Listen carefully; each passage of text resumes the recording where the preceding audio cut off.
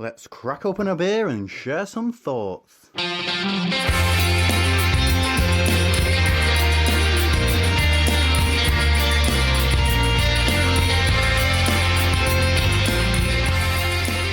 Welcome to Hopinions, and I don't know about you, mate, but I am only just nearly over Endgame. I'm not over it. I'm so not over it. I'm going back to see it again. Well, I'm going to see it again. I'm over the experience of seeing it. But Well, I mean, let's face it. We both went to see it with our respective partners and your children. yes, My son had a surprise trip away, so I'm going to go and see it with him this coming weekend. And then we went our separate ways at the end of it, and I think we ended up doing exactly the same thing. I spent the evening watching videos on YouTube. That's what I did, and drank a few beers. Yes. Because I couldn't focus on anything else whatsoever. I needed the beer, but that's as much as we're going to say. Yeah, that's it. We are definitely in that. We're not spoiling it for anybody that's not seen it yet. We will, be assured, be giving you our take on it in about a year's time. Exactly. On Opinions on films. Which is roughly the anniversary of when we do Avengers stuff. Yes, indeed. So we will come back and revisit that. But let's do what we're here to do, which is to talk about and enjoy some beers.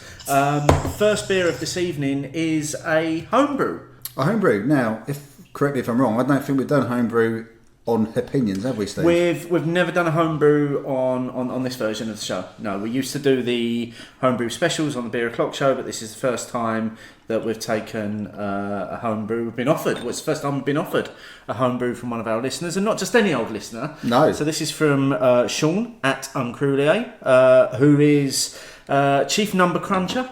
Very much so. And also seems to be our official biographer now, as he's going back over old episodes of the Beer O'Clock show, and he's documenting the rise and the fall of the number one fan.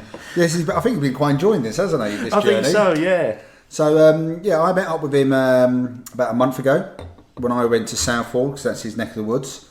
And we met up in the Swan, which is the sort of unofficial or official tap room, but not the one which is part of the brewery tour. And this is when he handed over the stash. And so the first one we got is a dark ruby mild at 5.8%, which, if I remember correctly, is a take on the Sarah Hughes mild, which I believe is quite a traditional mild. I think so, yeah. But for me, it's actually quite a strong mild. I'm always quite used to the older mild. I'm always quite used to the stronger milds. Milds were more around the 3.5. I mean, I know, but I think they were bigger years ago. Yeah. But then they sort of came down. I think like the Oscar Wilde mild, which is a local one to us, that's definitely under 4, isn't it? Yes, yeah. So, well, it looks nice. It's got. I'll tell you nice what, carbonation. First out, it's got a fantastic colour to it. It's got a lovely brown colour. I mean, you can see through it. But the thing that stands out for me is that head. It's lovely. It's really tight bubbles, off white, sort of slightly creamy colour. Hasn't died. But it's holding as well. It's holding really tight. Oh, it's a good nose on it as well. I mean that. Often with the mild, you'll start to get those some of those dark notes. I'm not getting that. This is more like a boiled sweet almost. Yeah. I mean, there's the slightest hint of maybe a little bit of roasted notes in the background, maybe a little bit of earthiness in there. Let's stop procrastinating over this and give it a try. Cheers. Licorice. There's definitely a licorice. Almost, maybe not quite aniseed, but do you know what I mean? No, I'm getting there's a hint of aniseed in there. A little bit of nuttiness going on in there. Carbonation is excellent. It's perfect, and again, I mean, Nice. it's almost lacing in the glass there, isn't it? One for the men behaving badly boys there. Know how much they love a bit of lacing. Yeah, hashtag lacing. I mean, I like I said, for me, I don't believe I've ever had the Sarah Hughes mild, if that's what it is based on. And apologies, Sean, for not paying perhaps as much attention as I should have done while we were having just a cracking Saturday afternoon in Southport. But you know what? If milds had existed like this when I first started drinking beer, I might have fell in love with them a bit more. I might have fallen in love a bit more. I mean, I'm assuming that the date on the bottle is the bottling date. I think that's the bottling date. It's just over a month in the bottle now, this? Yeah, month and a half, 6 weeks, I would say. That's really tasty. It is really tasty. I'll tell you what, it's hiding its ABV. Yeah, it doesn't drink like I thought. It's almost like best bitter strength. It's not normally a style I go for. No. It's not one that I race to drink when I see it. I think I've definitely had occasional ones which I've gone, oh, that's all right. Well, the one you mentioned earlier, the Oscar Wilde, I've quite enjoyed that when I've seen it. Because that's Morden, isn't it? Yeah. And that is fairly local to us, and it does pop up, and I'm sure we will see it in the next month or so. It does. It's a frequent in a couple of pubs in Witton. Frequently have They have it in on. the White Hart, don't they? Yeah. Yeah. No, well, Sean, I know you may have been a tad nervous about what we may or may not have thought. Thoroughly enjoying that opening bottle. Really enjoying that. Yeah. Really enjoying that. Well done, Sean, and thanks for letting us try it as well. Thanks for giving us the opportunity to try it. So while we enjoy our way through the dark ruby mild that Sean sent us, let's have a chat about what we've been up to, because it's been almost a month since we actually did a studio show, because in the middle of this month we've kind of had a bit of a break. We did opinions on films, And then we had a couple of weeks off for Easter, didn't we? yeah. So I'm sure we've both got some. I know you've certainly got some adventures. I've got a few to talk about. I might just. Can you pass me another beer and I'll just sit back for a bit. Sip away. Yeah. Right. Well, obviously, almost straight away after the last show, we had bottle share Yes. Night after. So what would you do the night after doing the show? You go to bottle share and drink loads more beer, and it was a big. It was a big bottle share. There were 16 people there. Yeah. So we had a couple of people who are at the time they joined us essentially as research. Yeah. So some new bottle shares launching in Essex. So I can't remember his name. Who's the guy who does Craftworks in Southend? Steve. He came along. So and that isn't actually that far from where I currently live. So he launched his first one, and a couple of our friends from the Essex Bottle Share went down there as well. Said they had a good time. And Rich from the Vic, I think they've had their first one now as well. They've had their first one as well. They said again went really well, good crowd, and I think they've now booked their second one in as well, Which is brilliant. If we've helped anyone start off their own little communities, all well and good, I say. Yeah, without a doubt. But definitely was a big night. It was a huge night. I will say here and now, the highlight for me was the beer that Rich from the Vic brought along, which was the Founders Fruit Beer. The Blushing Monk 2015. That was just a fantastic, fruity, sweet, sour, tart. Still bags of flavour for a beer which 4 years old though. Yeah, I mean, I really enjoyed that as well, but maybe my highlight differs slightly from yours. Mine was, ironically enough, a beer that the other person from a bottle share brought along with them. So one of the beers that Steve from Craftworks brought along with him, which was the half acre beer, because we're both on a bit of a half acre loving at the moment. But this was an Impy Brown, and it was called Orin. And I absolutely loved it. It was absolutely stunning. We didn't all get to try that, did he? Because he brought a mixture of beers rather than a big people sharer. had to choose what they wanted, and I went for that. And for me, that was an absolute standout at the last bottle share. Yeah, I mean it was, but I mean it was a very good night. It was a bit noisy, and Terry joined us that evening as well. Terry was with us. Yeah, we did have there was only a couple of regulars missing, to be honest. Yeah, well, I think possibly two people missing. So. Really good. It's alive, well and kicking, and hopefully the ones at Craftworks and the Queen Vic. I suddenly gone into EastEnders there. Where are you? You Albert Square? Yeah, Watford. By the sounds of it, because I haven't been to the Vic for ages, isn't it? Hopefully their bottle shares will continue to grow and be successful as ours. Yeah, without a doubt. And I'd certainly like to in the future at least try and get to the one at the Vic, which I think is a bit easier for me. And I. Likewise, Craftworks is easier for me in Southend now, just because of the transport, isn't it? Yes. Yeah. So, but that was again, that is a bit of a highlight for us anyway, because even if the beers aren't great, it's still a good night. It's a great night getting together with people, just chatting, just having a beer, seeing what the ale house have got on, and generally, it's just one of those. It's one of those little community things that you can't help but enjoy. Yeah, I mean, as it happens, I have noted two of the beers they did have on, but had pre-Essex bottle share was Oakham Citra and Siren Broken Dream, both on cask. Happy days. I mean, you can't go too far wrong with those. No. Especially with that Broken Dream on cask. Yeah. Such a fantastic beer on cask, that is. Yeah. So more than happy with that. Then we did Hopinions on film. We did. That was a rather enjoyable Saturday afternoon. Yeah, we start recording about 1:30 in the afternoon and just dived in on a whole load of beers, which are about 6% and above. Yeah, we kept adding to that lineup as well, didn't we? Because we had our lineup, and then we had the beers from the Simply Hops competition as well that we then included. Because it had a good name as well, Cosmic Collision. Yeah, it just all kind of worked. Yeah, there was some, but it was good. I mean, I think probably Heart and Soul from Vacation was the lowest ABV beer we had.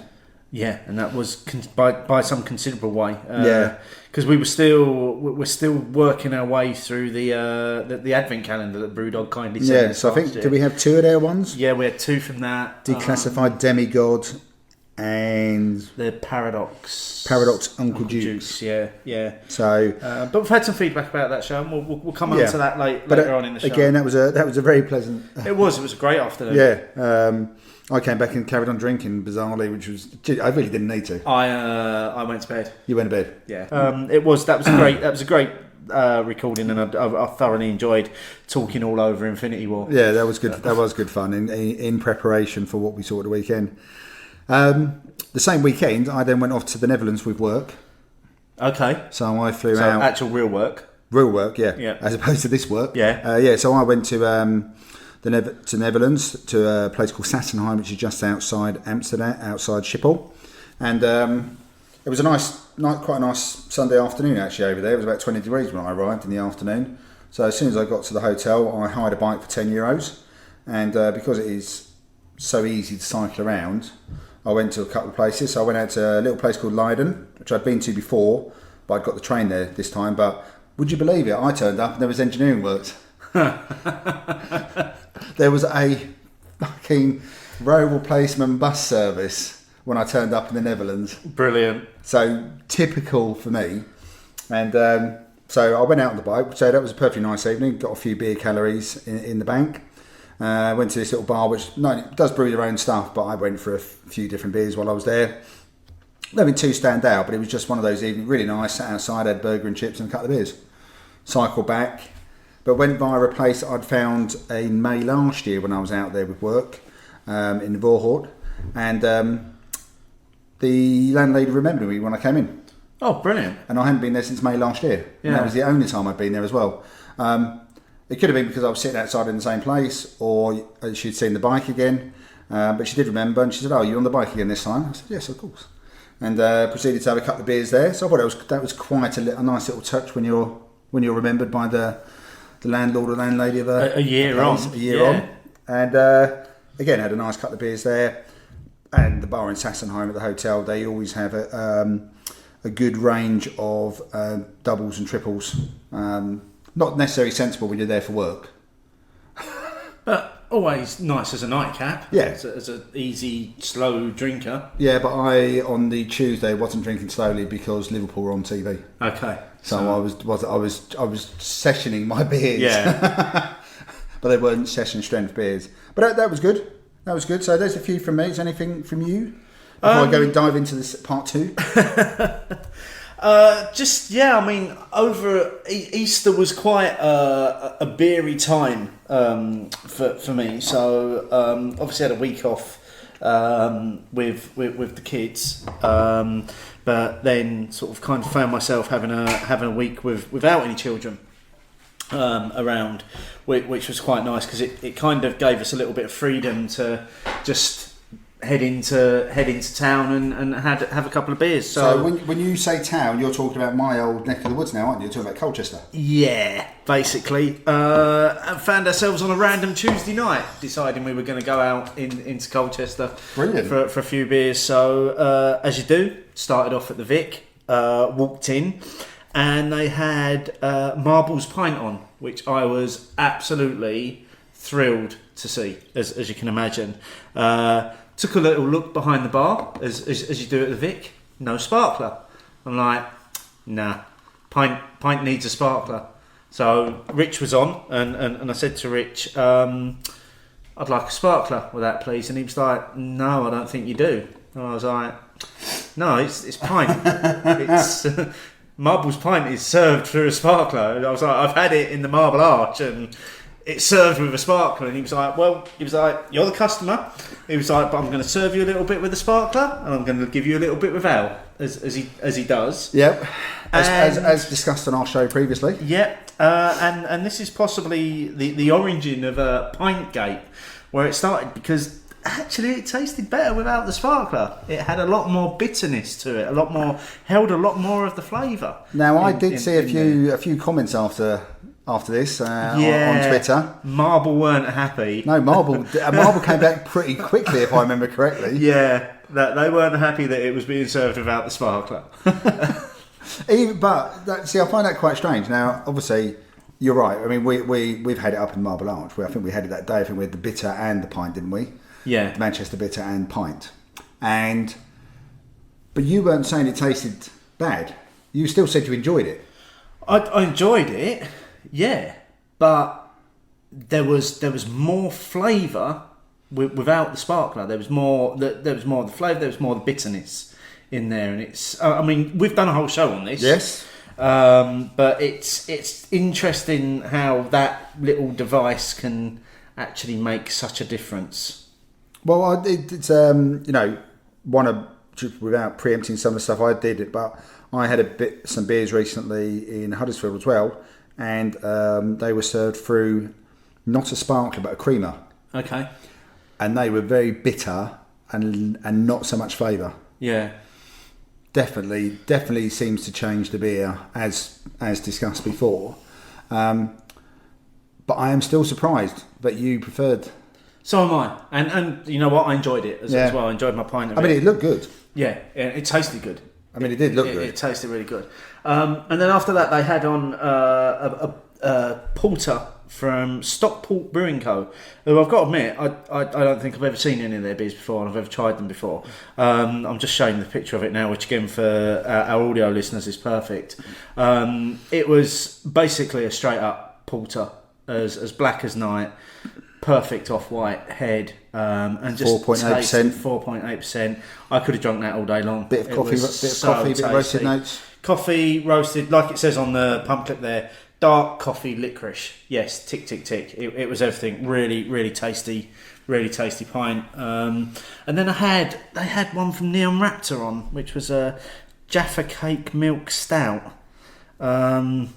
which definitely ticked all of the boxes, but had a little bit of an artificial flavour to it. I don't know whether that's because of the Jaffa Cake flavour that they tried to get into it. I think I've had a few orange, and obviously, there is the release of an orange beer round about now anyway. Yeah. Orange inspired beer. But I do find sometimes with the orange infused or inspired beers that sometimes it can veer towards that slightly artificial, maybe almost medicinal version of orange. And once you get that flavour, it's hard to shake it. Yes, yeah. I think it then becomes quite powerful and overriding myself. Yeah. So I think there's definitely skill in making it still taste like real orange. Yeah, only had a half of that, and then we left the Vic and we walked up into Colchester, went to Three Wise Monkeys, which is a bit of a, I believe it's actually owned by Green King. I think they fronted up some of the money for it. Green King are definitely involved somewhere alongside the company. Well, they've definitely they always have the East Coast IPA on there. Yeah. But they had on 5 Points Brickfield Brown. Oh yeah, don't see that very often. On cask. Oh. And I had a pint of that to finish my evening. Yeah. So I'm a cask finisher. Almost unheard of for me. But just tasting absolutely perfect. I definitely haven't had that on cask before. No, but really, really, really tasty. So yeah, that was a random Tuesday night out in Colchester. Worst ways to spend a Tuesday night. And we then followed that up on Good Friday by going out on a bit of a pub crawl around Colchester. You were quite excited about this, weren't you? As well, yeah. Weather was beautiful. Well, perfect. Whole Easter weekend, wasn't it? Perfect pub crawl weather. Went up to the Hospital Arms, which is the Adnams pub, which I thought would close down. But apparently not. It's open. Looks like it's been refurbished. Full range of Adams beers. The new cider on keg as well. And I obviously went for a pint of Ghost Ship. Well done. On cask. sat in their little yard of a garden in the sun, enjoying that. It's a bit of a sun track, that little back garden. You could sit out. We had to go in the end because it was too hot. Because it's bouncing off the walls and stuff. They painted some of the walls as well. Yeah, they're all kind of beach scenes. So it does reflect a little bit as well. Yeah, so that's where we started. Then kind of took a slow meander back through town. We stopped off at Two Brew, the bottle shop in Colchester, and had quite a few beers in there. Actually, I would have quite happily stayed in Two Brew all afternoon because I quite like being able to drink in a bottle shop. Where you've got so much selection around you. You just go, oh, I'll have that next. Yeah, you can never really go wrong with your choice.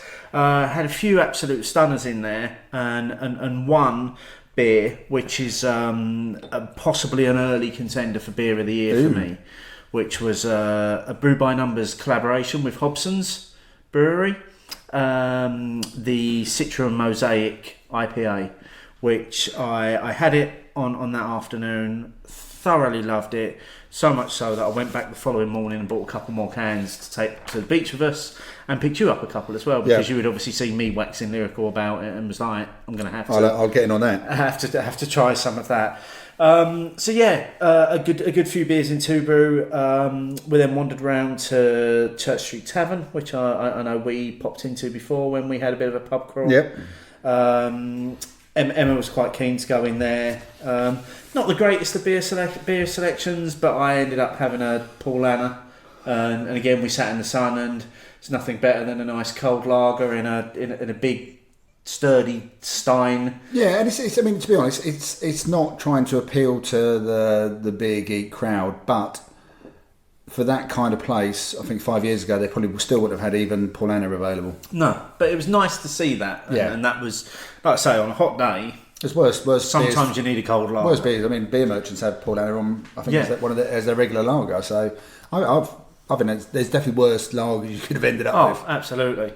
And then as you do, back down to the Vic, where we finished. And I think, to be fair, by the time we got to the Vic, we were feeling a little bit beery weary sort of thing. Maybe I wouldn't say we were drunk or tipsy or anything like that. It had just been quite a long day. Long day in the sun. There's a lot of hills in Colchester as well, so a lot of walking around in the sun. And I think we stayed for a pint of something, and then we decided we were hungry and we intended to go out and get something to eat and bring it back into the Vic. But then our bus came along and we got the bus home instead. Sort of thing, and finished the evening. So had a good had a good few days out in Colchester. Yeah, well, I mean, nothing wrong with that. Because I'm pleased you got to the Hospital Arms, because I think it is quite a nice little pub. It's a lovely little pub. It is just on the edge of the town centre, so it's easily bypassed as well. But interestingly, because the day we were in there, obviously Good Friday, Colchester were playing at home. There were quite a few Colchester United fans in there that obviously use it as possibly a first stop. On the way to the ground. Yeah, quite possibly, because the bus, there's a bus stop almost just before it or just after it, if I remember correctly, and then you can easily do a similar walk to you did, and then get the bus to the stadium, which they do the shuttle bus at the bottom of the hill. You know where the Brickies is? Yeah. Then you get a shuttle bus from just up there. Oh, okay. I did try the Hobson's and Brew by Numbers beer. I've written down here, not quite as good in the can as on tap, so I've had it on tap. Oh, okay. I think it may be in bottle share, pre-bottle share beer at some point.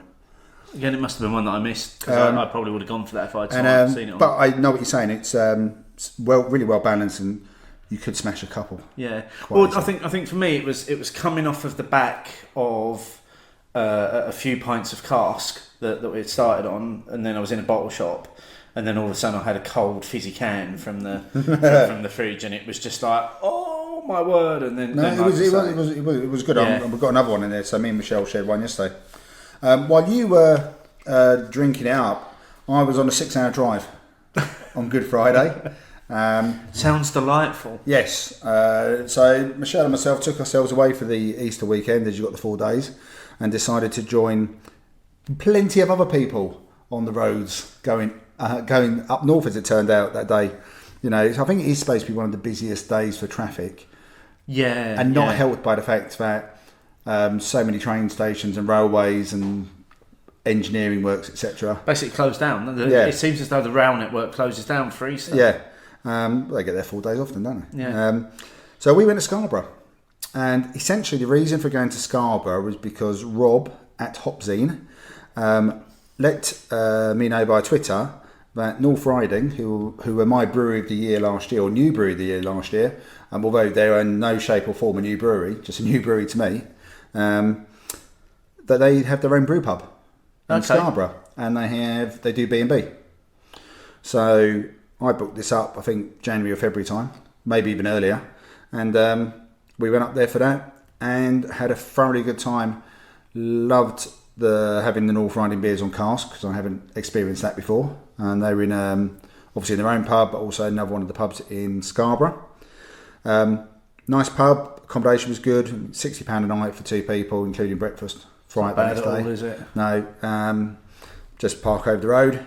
That worked out well, and nice and close to, I think it's the North Bay part of the beach, of the coastline, which is the quieter end. So it's almost got two bits. So the North Bay is more the quieter, genteel side, and then you go to the South Bay, and that's where you have the fair, the arcades, all the shops, everything. Fine, because it was glorious weather. You're walking around there, it was lovely. We also went to a pub called the Leeds Arms in Scarborough, and this was on the recommendation of Ed Razzle of Adnams, and friend of the show, and one of the Bottle Share originals as well. And I had some Landlord in there. Of course I did. Yeah. And I'd already had Landlord early that day as well. Obviously, so, and they were both Sparkler pours.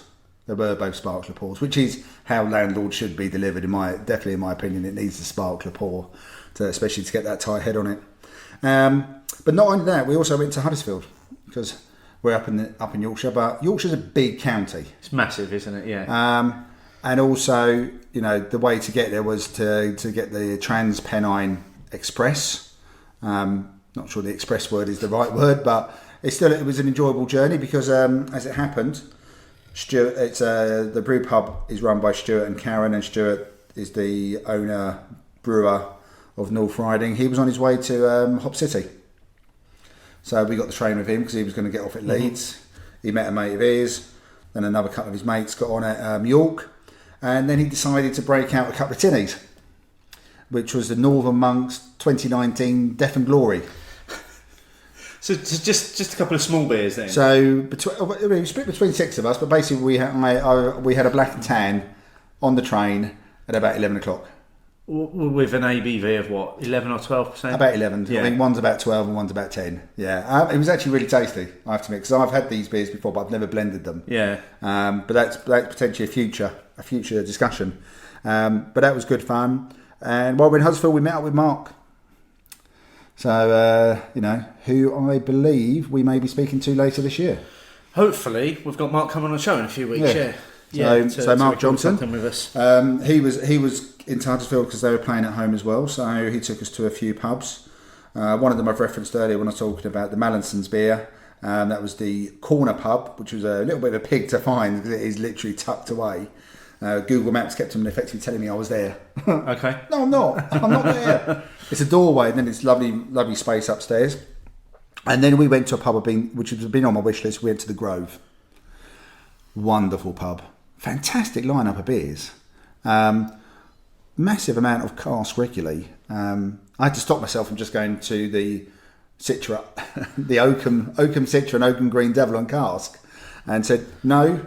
And I had a pint of beer from Marble, about 4.5%. And then I said to Mark, you can choose, because he always does, this is part of his pre-match ritual, he does some thirds. I said, I'll let you choose. So we had some Hype Juice. We had some Hype Juice beers. I think we might have had a sour in there as well. But the pub was just a wonderful space. And I could have been in there all afternoon. Like you said, when you improve by numbers. Partly because of the choice, partly because I think I'm just falling more and more in love with pubs again. I'm going to say again, I'm never really falling out of love with them, but I went through a phase where you have to find a tap room, you have to find the new places, but it was just a nice pub, a little bit eclectic in the range of people, a little bit eclectic in the decor, but just had a lovely feel about it as well. But we did leave, and because we're in Huddersfield, we went to the Magic Rock Tap. Had a couple of hours there, some nice beers, got some takeaways, obviously. Wonderful mac and cheese while we were up there as well. That was really good. One of their street food vendors. Only disappointing thing was they had no dark beers on tap. Oh, Really? Yeah, either on cask or on draft. I was really looking forward to either having like a common grounds or dark arts. Yeah. Because sometimes when it's a hot day and you've had a few beers, you just need maybe one of those more chilled porters or stouts. That would have been perfect, especially after having the mac and cheese. They had it in the cans, but I took the cans away. Do you think part of that was maybe because it was a football day and they were catering for potentially some of the football crowd, and maybe knowing that possibly knowing their clientele, because knowing that they wouldn't get through dark beers on a football day. Possibly, we deliberately went there while the football was on. Yeah. So we went there about 2:45 till about 4:30. So we arrived after people went to the ground and before they left the ground, and effectively we got out of Huddersfield by 5 just because we thought it's going to be quite busy. Yeah. And it's an hour and 3/4 on the train back to Scarborough.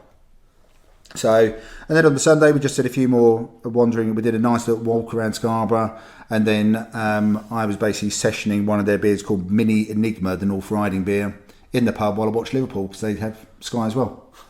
So I was all happy, to be honest. You was in your happy place. I was in my happy place, I was talking to people about the football. I was talking to a few people about the beer and Liverpool winning, and I was drinking sessionable, tasty beer at the same time.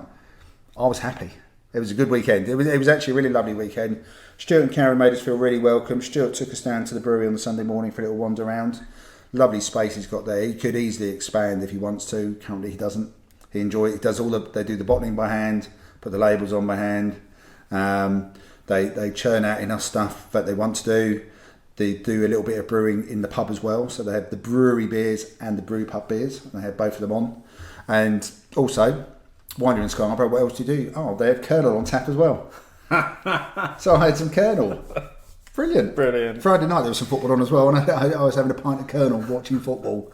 Now that's not often someone can say that. Absolutely not, no. So no, it was lovely up there. It's just, from where we are in the country, it's just a drive, because to get past Peterborough on like the A1M took quite a while. Then you start to lose a bit of traffic, but then you start to lose lanes. Yeah. And then the closer you get into Yorkshire, unlike Leeds and say York, where the main arteries still go towards the centre, you have to start going on to single lane traffic going to Scarborough. There's a lot less roads going in. But it was well worth the visit, and I'm really glad I went. And I've got no doubt we will probably go back at some point in the future. Sounds amazing. Yeah, sounds like really good. Weekend. Really good. Well, we opened the second bottle of this dark Ruben Mile. We've almost finished that. We did. I mean, we're clearly loving this. It's so drinkable. It really I is. am really, really loving that. I've only got one more beer adventure. What about yourself, Steve? I've just got one beer to mention, really, which was one that I had this past weekend, which was one of the beers that we picked up when we were in Dublin back in November. So the Galway Bay Diving Bell. Oh, you had that? Which was a barrel-aged wee heavy. I believe it had been barrel-aged in Nicaraguan rum. Speaking of wee heavy, do you reckon that's got a little bit of wee heavy influence? It has got a little bit in there. Now you've said that, yeah, I reckon this dark Ruby Mild has got just a little hint of that. Very much so. But yeah, no, I decided to as part of my. It was actually a Saturday night as part of my getting over end game beers. I decided to crack that open, and I've got to say it was absolutely stunning. Bearing in mind we picked it up in November. I believe, according to the label, it was bottled back on Valentine's Day in 2018. So we're a year and a bit already. Yeah. Personally, it may get better over time, but it tasted absolutely stunning on Saturday. It was just really sweet, really tasty, but just so well balanced, like almost like rum and raisin biscuit. It was just absolutely stunning. Oh, so we bought ours at the same time, didn't we? From the same shop. Actually, it didn't actually cost too much either in that shop. No, we got a right deal. I was quite pleased with that. We picked that and the barley wine up. There was two bottles we picked up because there was only so much we could fit in the cases to go back anyway. But that was well worth. I mean, I'm still enjoying the half acre beers I've been having recently. I think I've now finished off my stock. Had that Smoking Gull at the weekend. Oh yeah, that's pretty good as well. That was pretty good as well. Yeah. Just everything I want out of an American Pale Ale. Yeah. I mean, what was it, about 5.2%? Lovely. Really tasty. That was my first post-end game beer. Oh, but that went down a tree. It didn't last long. No, I bet it didn't. At all. I think it was possibly gone in about 4 big gulps. Yeah, I knew that it was going to be shared, so I had to wait till the next day to do mine. So I was generally having beers I've had before. Yeah, but a lot of Jaipur then. I had some Jaipur, shocker. But yeah, I'm just really loving their beers. I mean, at the moment, my breweries from last year are fairly much holding up this year with North Riding and with Half Acre. Yeah, I mean, it'd be nice to see Half Acre a bit more regularly, wouldn't it, rather than 2 or 3 times a year. Yeah. But I don't, maybe we should just be grateful we're getting it 2 or 3 times a year. As fresh as we're getting it as well. So not only getting hold of it, it's coming in, we are getting hold of it pretty fresh, I think, as well. So that's pretty good. But my last beer adventure, so everyone will be pleased to hear that. I went to the Tate Modern again last Thursday. Okay, so this is for another of their... For their last Thursday tap takeovers. This wasn't by one brewery, this was by a selection of brewers actually, but it was in commemoration of Anzac Day. Okay. So I took our very own Anzac, or our Kiwi, our creative director Clayton. Did you have to take one with you to be allowed Yeah, to I think that was the rule, to be honest. Okay. I think that was the rule. On the way there, we actually saw Todd from the New Zealand Beer Collective and his brother. And his brother was actually doing the DJing that night as well. Excellent. And played some really good tunes, but also some a really nice level for where you are at that terrace bar in the Tate. Yeah. Really nice level. Now, it wasn't as busy because it wasn't a one brewery. They weren't doing a press release. There weren't anything too fancy about it. But the setup was the same. You know, it's they were doing the thirds, so you could buy your ticket in advance and have your 6 thirds, and they had the same food offerings. So yeah, we had a beer from 8 Wired, Young Henry's, Nomad Brewing, Funk Estate, Yeasty Boys, and Stone and Wood, and they were all pretty good. There was a couple of standouts. There was one which was a sweet milk stout, but it was very much like a dessert in a glass, to be honest. That was really nice. That was the Affogato from Funk Estate, which I probably said Affogato wrong, but that wouldn't be a shocker, would it? So it's not the first time. It's not going to be the last. Pretty much the modus operandi for the show, to be honest. So that was really quite tasty and a nice atmosphere. And we got managed to grab a bit of a chat again with Andrew, who's the curator for all the Tate sites. Yep. For the food and drink. So a nice little chat with him as well. So that was the last beer adventure. That brings us right up to date. But we've got some content with Andrew that we'll be putting on our next show. Yes, so as well. You guys will get to hear from Andrew as well, and he's a really good speaker and very passionate about what he does. But more about that later on. Yes, because we'll be talking about this in the next show, and that is actually quite a nice segue into the first news item as well. It isn't, is it? It absolutely is, yeah. Because the Tate have announced that they've teamed up with Siren Brew Co. As part of an exhibition that they're doing as part of Van Gogh exhibition. So this spring they've got Siren to create a limited edition Milkshake IPA in celebration of the highly anticipated the EY exhibition Van Gogh and Britain. Tate team brought their knowledge and worked closely with Siren to brew a beer that would deepen the visitor experience and provide a more immersive gallery experience. So Andrew Downs, who, as you say, is the operations director at the Tate, says beer can be done in 1,000 ways. There's so much room for creativity. Tate is about giving a platform to creative people, and this is just another way of doing that. So 1,000 Things IPA was particularly inspired by the famous painting Starry Night, which I think everyone must have seen. Well, definitely I have. It was used in Doctor Who. The Starry Night picture, and it can be found in both Tate Modern and Tate Britain's bars. Okay, and I can segue into that as well, because I tried it while I was there. Of course you did. So as I did with you and showed you the top floor bar, because it's such a great view of the Thames, me and Clayton went up there as well, and they found some things IPA on draft. Tried a pint of it. It was very tropical. Very tropical. Now the description I read also said it had a bit of coconut. Fortunately, I didn't get any of the coconut, so maybe that, because it was quite fresh, those sweet tropical notes really held it back anything. I can imagine it being in there because those sweet tropical notes did start to put me in mind of saying like having a Malibu or something. Okay. From years ago when I may have gone somewhere near a Malibu, I can't stand this. So reaching out to a slightly different crowd. Yeah. With that. But it was refreshing. It was tasty. It was good. It wouldn't have been one I could probably have done 2 pints straight off. So I could have gone pint 1, pint 2 of the same. I may have been able to revisit it later on, say, for example. So on that, that's obviously now on in their bars, possibly for the foreseeable future, or certainly while the exhibition's running. But they've also announced that they are hosting Siren at one of their takeovers on the 25th of July. So they will, if people are interested to try that, and probably a whole range of Siren's amazing beers, there will be an opportunity to do so at the Tate in July. That'd be a good one. That will indeed. Right, well, I've cracked open another beer while you've been starting the news. Excellent. So this is the second of Sean's homebrews. So this is his take on Pale Fire, 4.9%.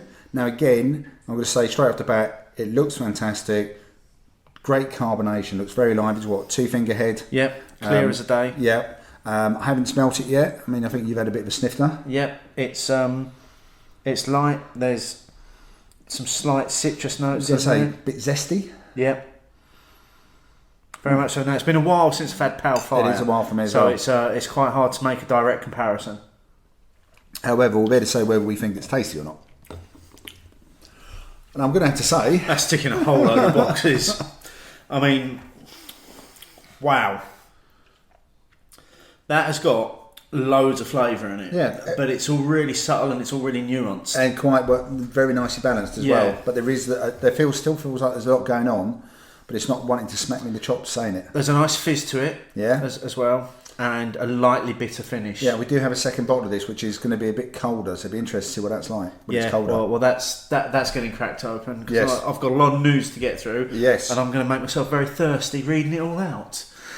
So Thornbridge have they released this blog that was from the basically written by head brewer Rob, who we've met a few times. Yeah, a couple of times now, and was on the show with us last summer. And this is about a new beer that they've created called Heartland.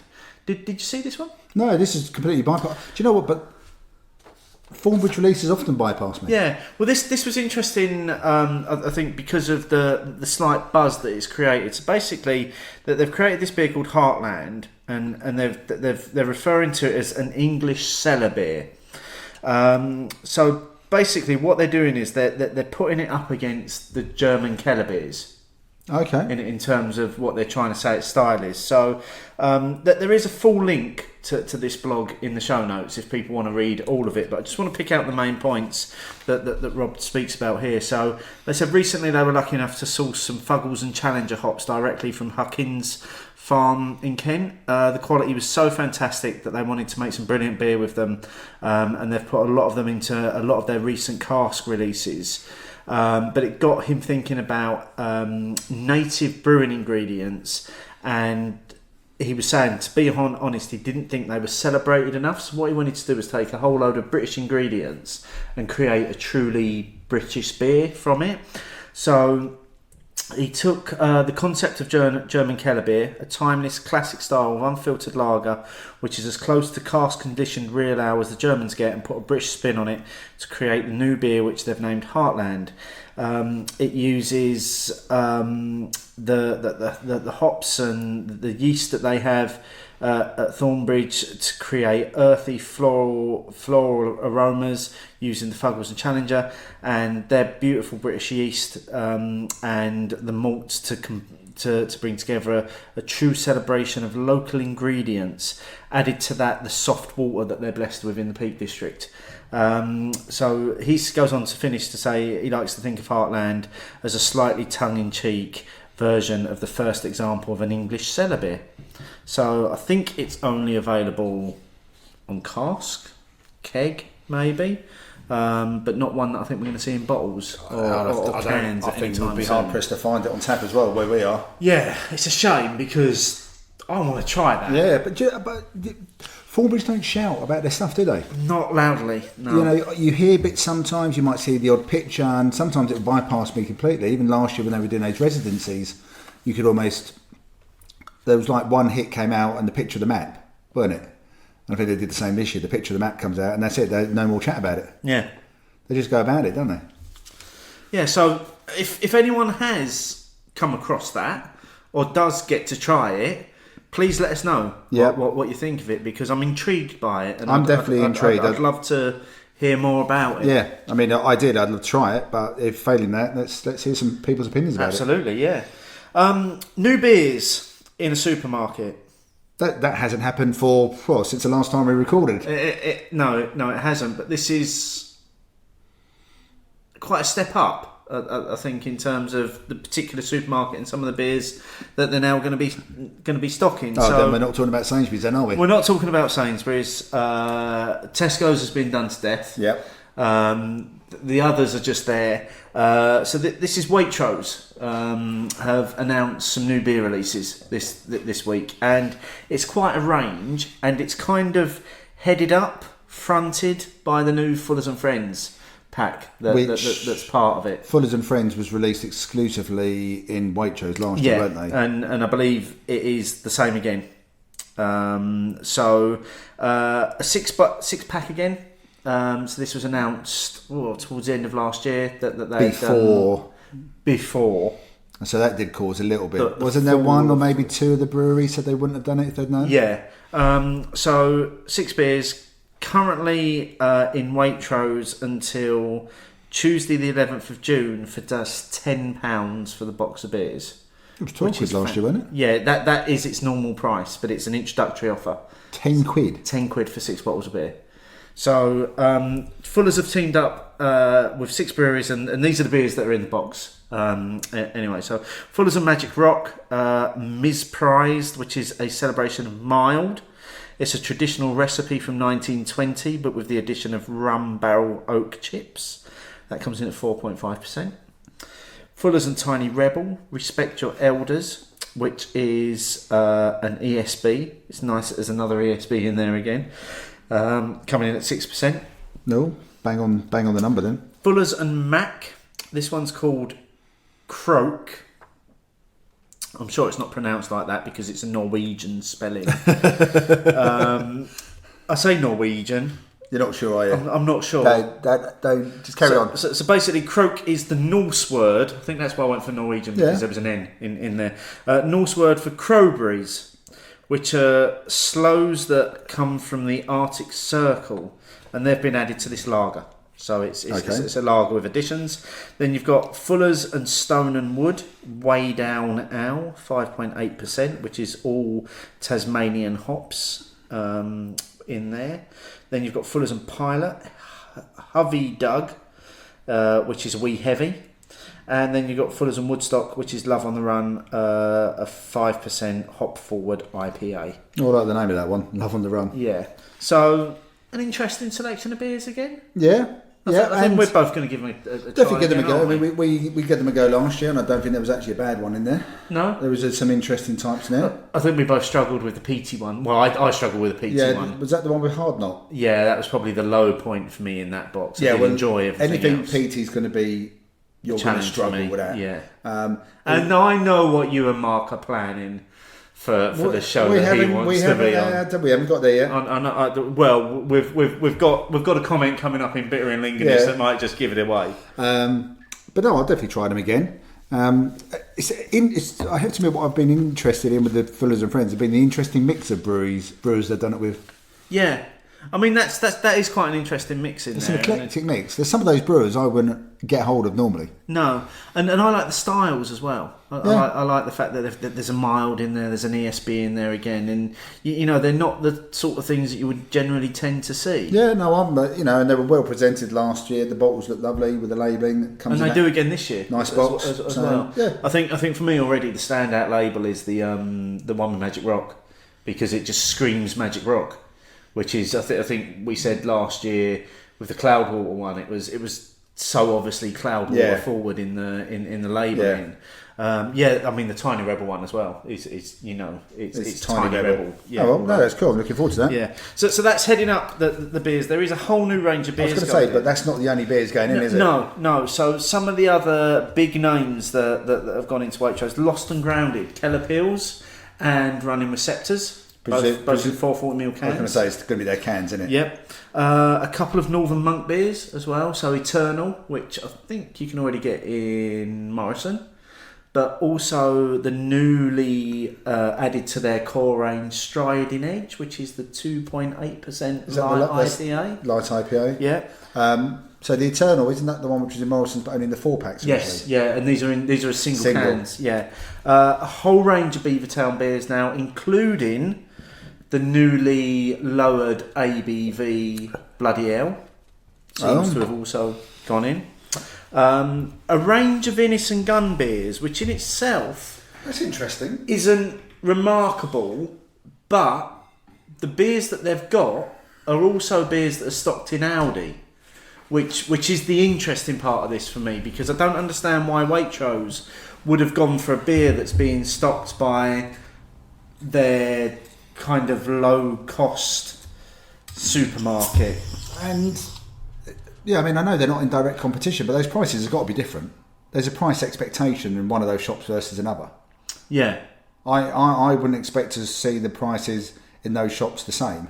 No, so whether the Innis and Gunn contract with Aldi is coming to an end or not, or whether the product placement that we saw in Endgame is going to have a massive impact, and Waitrose have seen that coming, that they're expecting a whole load of Marvel fans. So that means they had a spoiler. Well, that's not really a spoiler, is it? I mean, they had a spoiler. They had a spoiler. They had a spoiler. Yeah. But it's just an interesting one, because Innis and Gunn used to be in Sainsbury's, and that supermarket has been mentioned many a time in how bad their selection has got. You can still get the Innis and Gunn specials in boxes. Yeah, but even those are They do them a few times a year. Yeah. They turn up around big holidays, or maybe Father's Day and stuff like that, don't they? Yeah. I've enjoyed them still. I think they're still good beers, but you know, we said about the Sainsbury's range has either stood still or gone backwards, while the other supermarkets have been going in leaps and bounds. That is the oddity of those ones you've just read out. Well, it is, because, like I say, when you see that they've got the 4-packs of the Innis and Gunn Lager, which are in 440, they may even be 500ml cans. Now they've been in Aldi for ages, and I mean, I frequently bypass them on my way to the Rheinbacher. Well, that's because they only sell Rheinbacher, apparently, Steve. But I just found it really strange to see such a range of Innis and Gunn being stocked in Waitrose when they're available in Aldi. Interesting. So maybe they're, like you say, maybe they are stepping away from the Aldi one. There's got to be a commercial rationale for one or both parties. Yeah. Otherwise, it doesn't make any sense. So a couple of others. The interesting one there is definitely Lost and Grounded, though. Oh well, Lost and Grounded, and also the Bloody Hell. It wasn't not necessarily a beer. Maybe that's part of their reasoning behind the drop from 7.2 to 5.5. Yeah, I think is Bloody Hell going to become core? It is. They've announced that it's become part of their core range. Then yeah, with the ABV drop. It's no different to what Camden did with their IHL. I know, but I worry for that beer, because it was that was one of these beers that was an annual release. Yeah, and it was an annual release because they could only get those types of oranges. The ingredients, but now apparently they can get those oranges all year round. Yeah, I've been out Bloody Hell in a bottle. Was my first. Mine too. Yeah. My first consumption of it was bottle. Yeah. Well, I mean, until we get the chance to try it, we won't know. I mean, everyone who's had it before has got a bit of a reference point. Yes. Yeah. But I don't hear anyone talking about IHL or whatever it's now called from Camden. Show off? Yeah.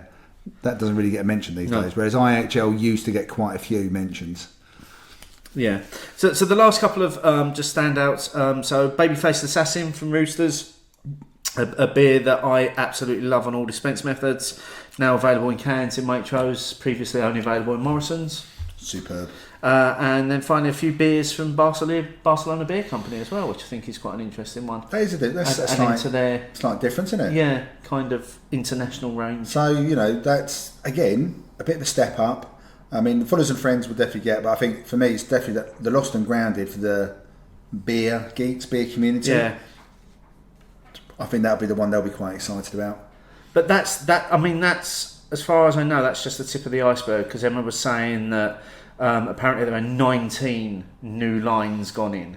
And is that in as well as them still, because they were definitely the early adopter for Thornbridge, weren't they? Thornbridge were there early on, as that was their supermarket. Single cans of Jaipur and single cans of Green Mountain, which I don't, correct me if I'm wrong, you can't get single cans of Jaipur. No. in Tesco. Don't think so. You I can think only they come buy in them in the the 4-pack. That's quite interesting. So Waitrose aren't going for the bulk buying. No, they're going for single cans. They're going for the single Which may cans. lend itself to some of their stores which are at stations. Some of their little Waitrose are at stations, aren't Yeah. they? So that might be going into some direct competition against M&S there. Well, I mean, some of them don't have both. So, I mean, King's Cross has a little Waitrose, doesn't it? It doesn't have the M&S. Yeah, it does. It's round pack. Oh, is it? Yeah. Oh, It's kind of behind Pratt. Oh, and it's outside. Fascinating content for our listeners there. The layout of King's Cross Station. Well, you were a heavy user of King's Cross Station. I was, yeah. In days gone by, your Leeds days. I know it inside out, yeah. Okay, so some other news. Sorry, everyone. Beery Adventures and news, and then we'll record Hopinions next week. Yes, yeah, you can have this in a 2-part release. Some news come out, and this was tweeted by Boke and Bailey. They were saying, no huge surprise to read via financial news service at Merger Market that both 5 Points and Truman's are actively courting investors or partners.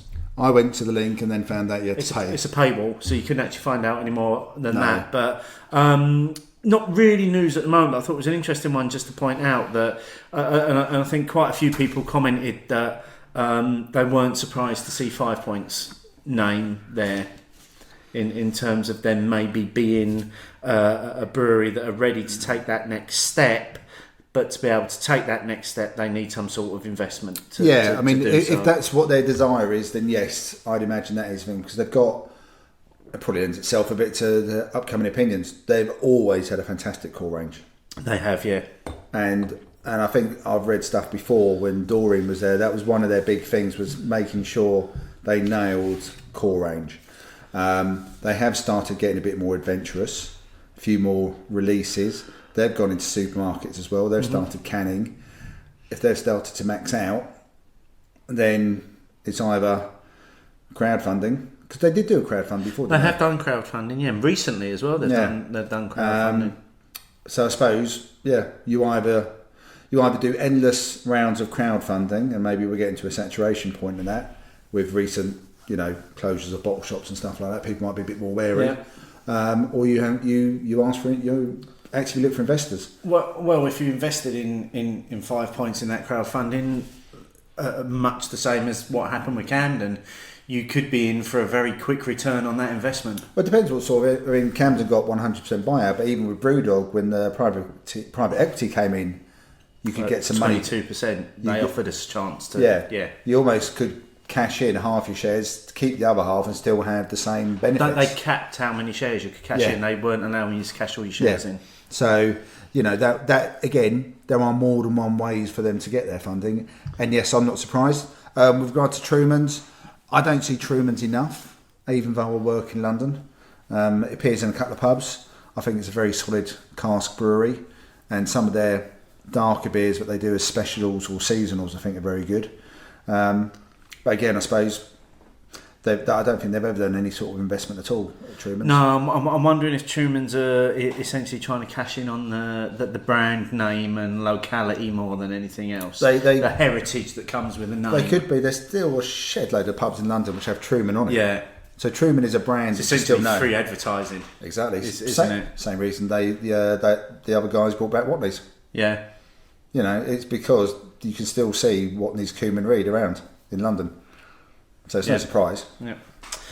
Next up, we've got a story that was published in the Morning Advertiser, which was "Is the UK nearing peak craft beer?" UK's beer boom has significantly slowed in the last year, with only 8 new breweries opening compared to 395 launched the year before. A report carried out by financial firm UHY Hacker Young suggests that Britain's craft beer boom is losing some steam. Never heard of that firm. No, neither have I. And interestingly, as this article was published, I only came across it because Pete Brown retweeted it and called it utter bollocks. I can't believe that only 8 new breweries have opened in the new year, in the last year. But even if that's the case, does that mean it's peak, or does it mean it's levelling off? I mean, it depends what they're trying to say. I mean, like I said, I work in the city. I've never heard of that particular finance firm.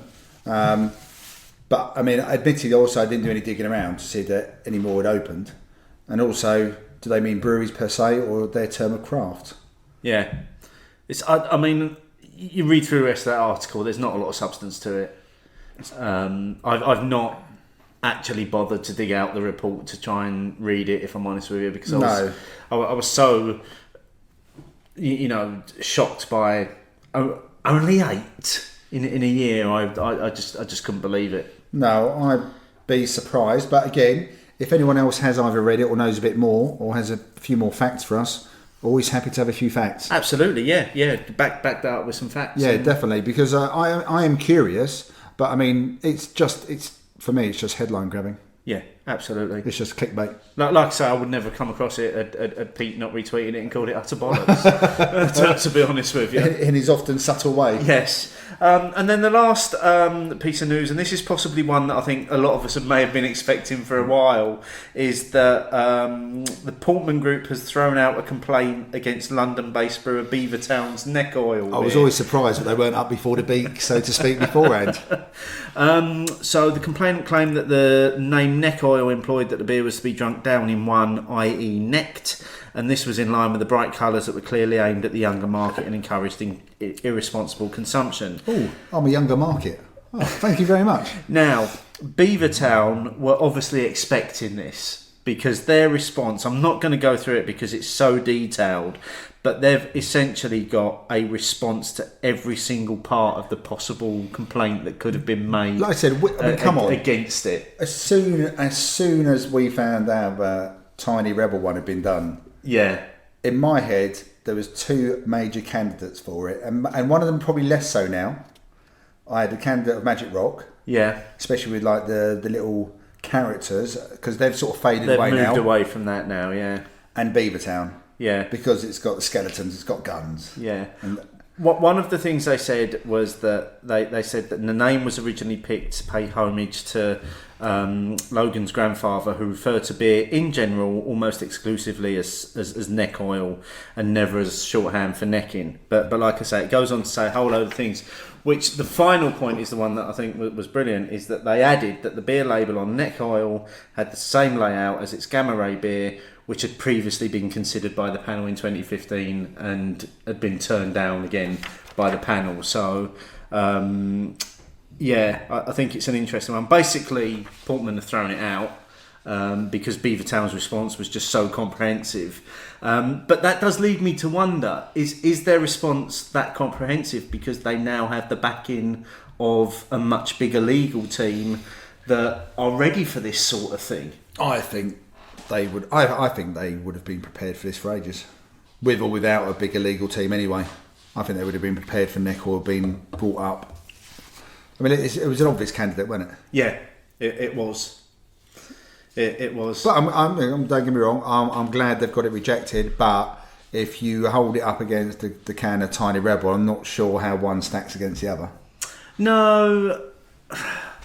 I mean, there is suggested in there that the theme is slightly more adult than some of the Tiny Rebel stuff because of the skulls and the use of bones and that I think skulls and bones will appeal to teens trying to sneak a drink more than a teddy bear.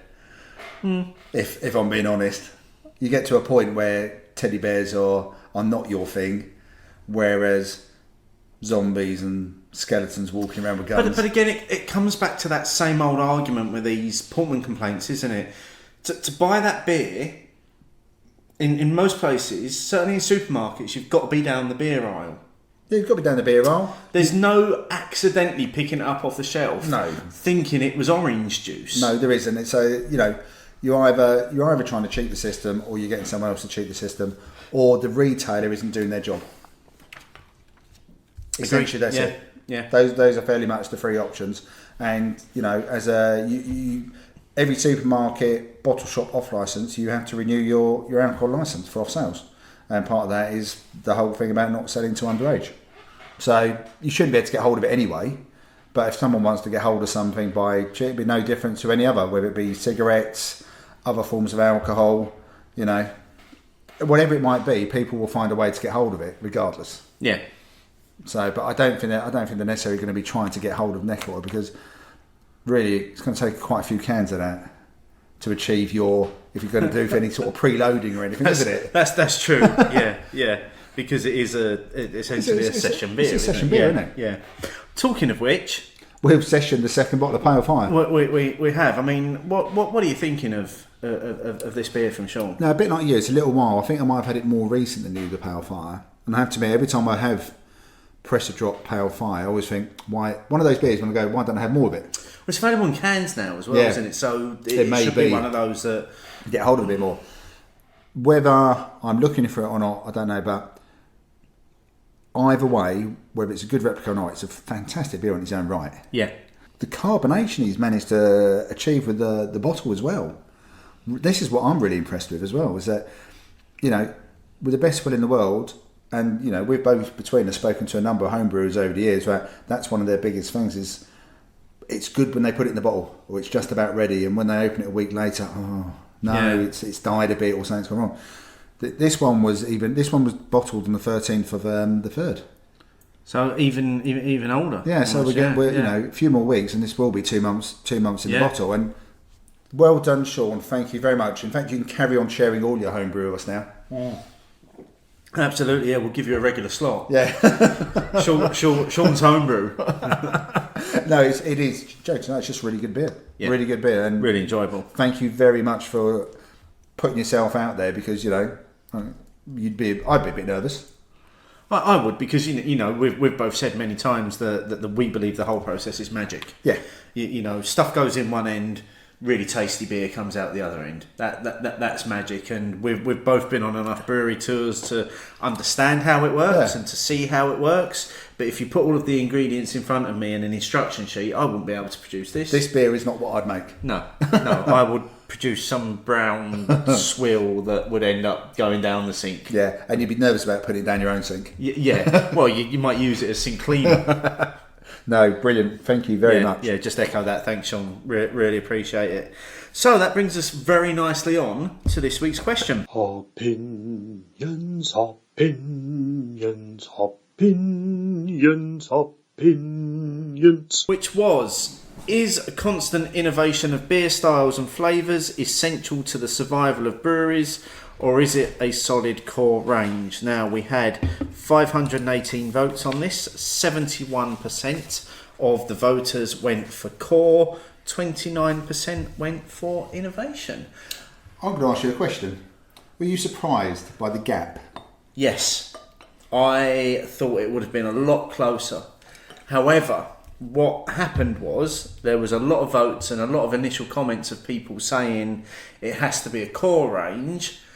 But then there was a lot of follow-up comments from them same people saying, actually thinking about it, I think it needs to be a bit of both. Which we'll dig into. We'll dig into. Now, I've finished my Pale Fire. Okay, well, I've been talking. Yes, I know. So that's why I thought I'd take the opportunity to finish here.